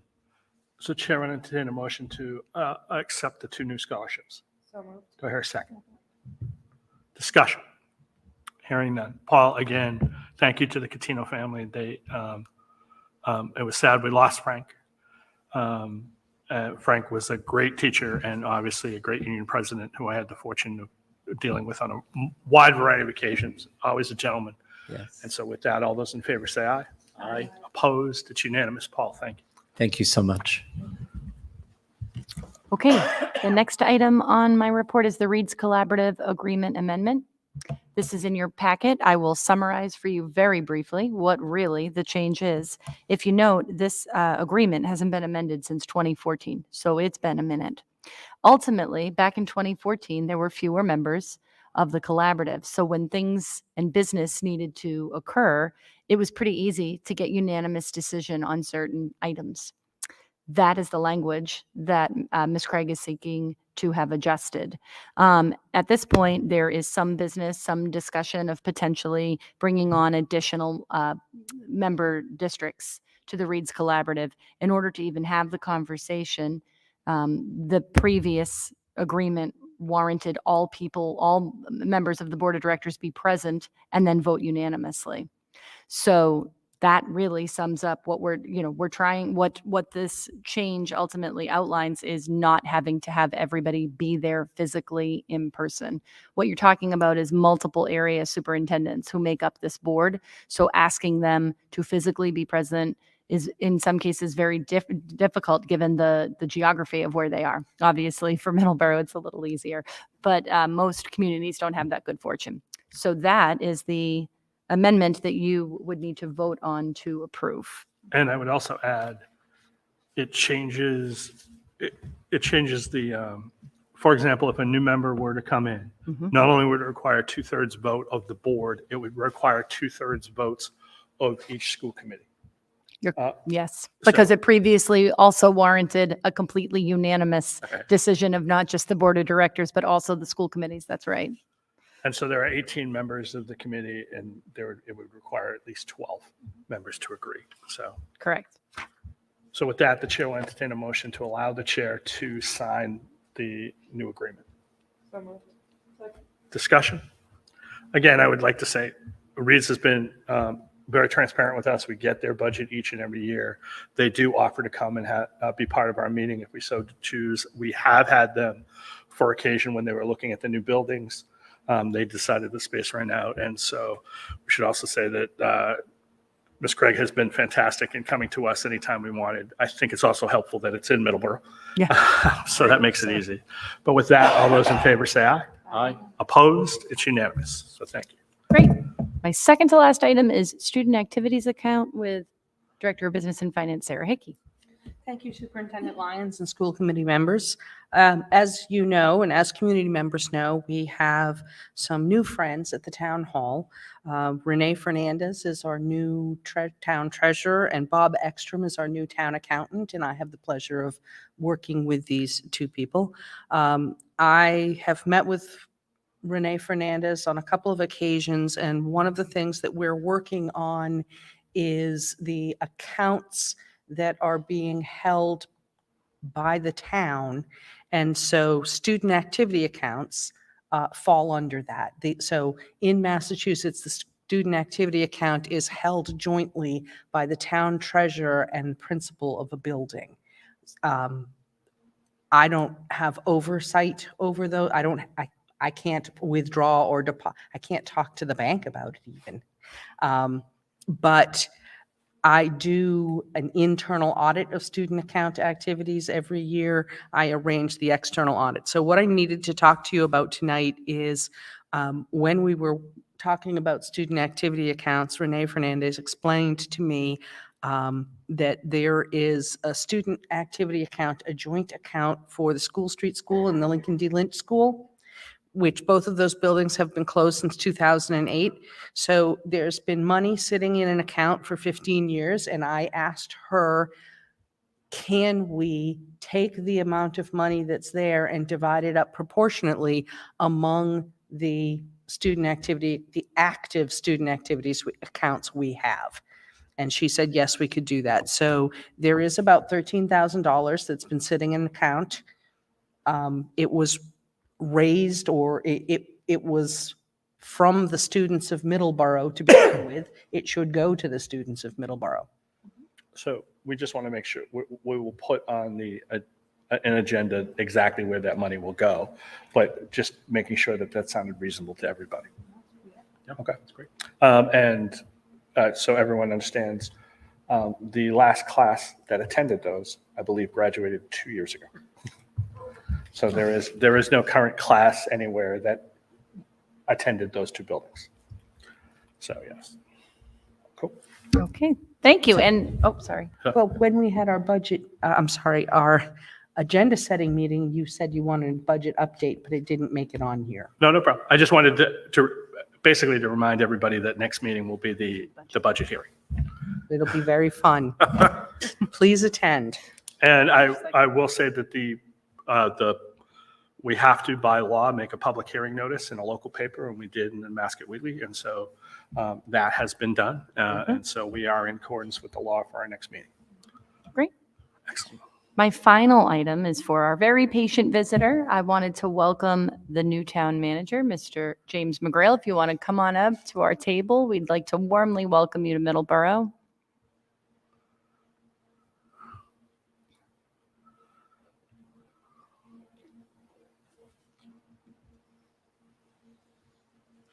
Hello, Welcome.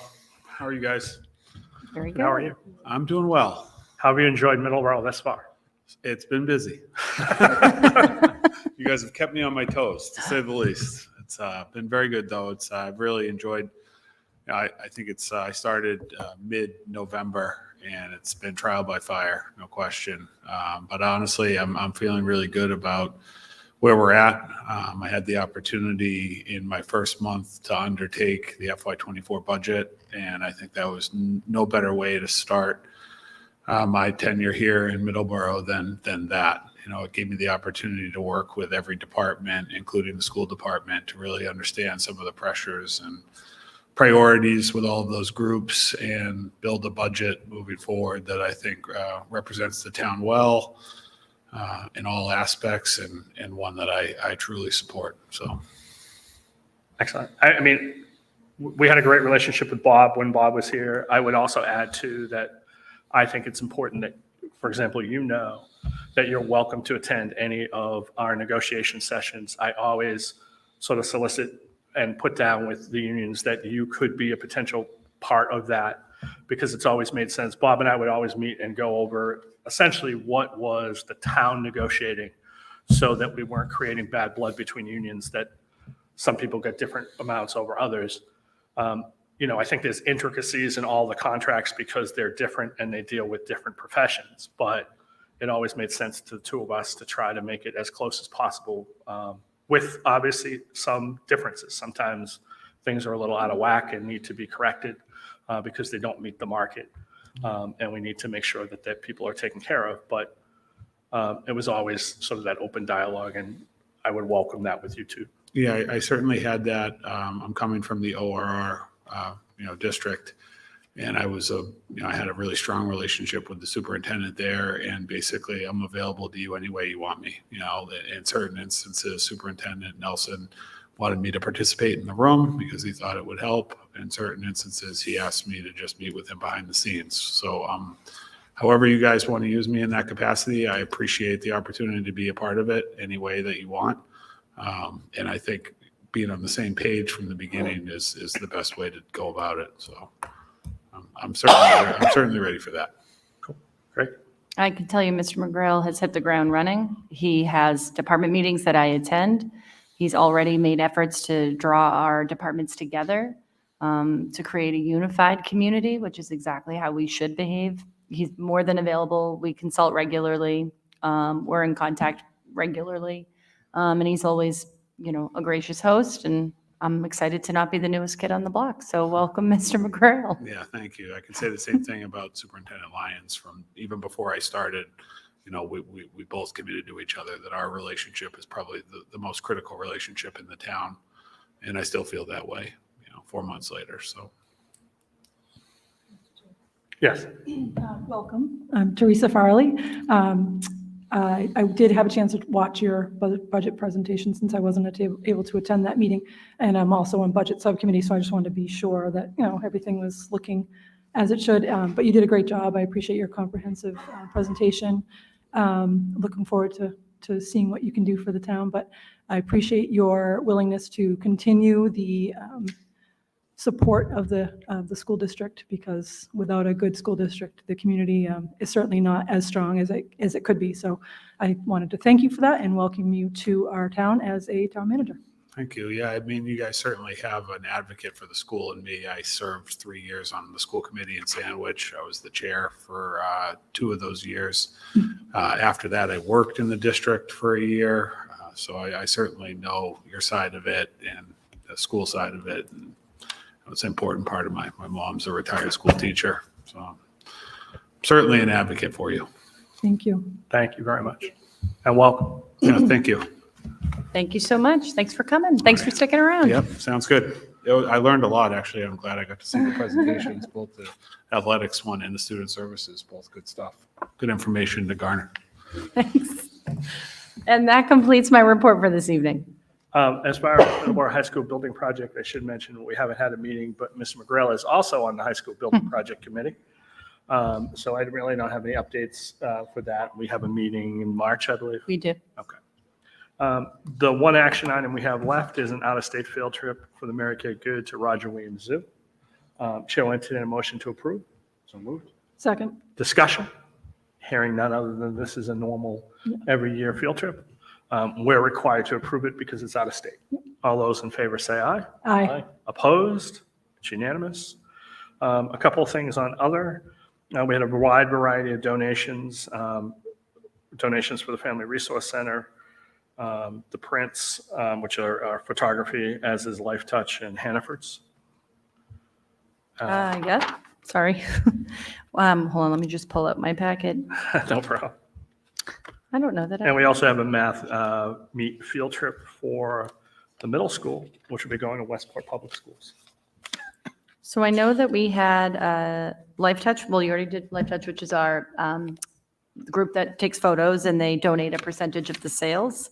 The Hannaford Supermarket's donation was raised $510. Like, Hannaford is a regular contributor. And then there were, that's the Ohio Pile.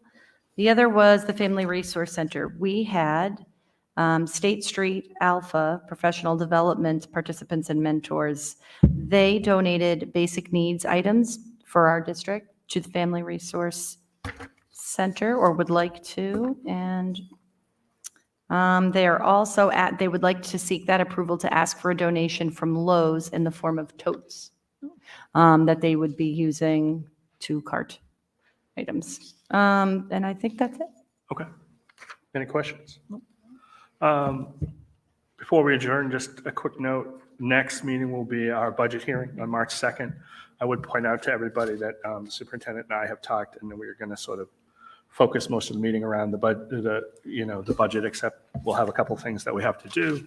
I would also point out to committee members that soon thereafter, they will get the superintendent's evaluation, because those need to be done essentially before the next election, and they need to be returned back to me by the last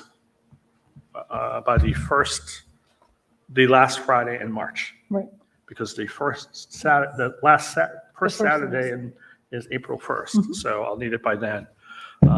With that, Chair will entertain a motion to adjourn. Second. All those in favor say aye. Aye. Opposed? It's unanimous. Thank you very much, everybody. Good night.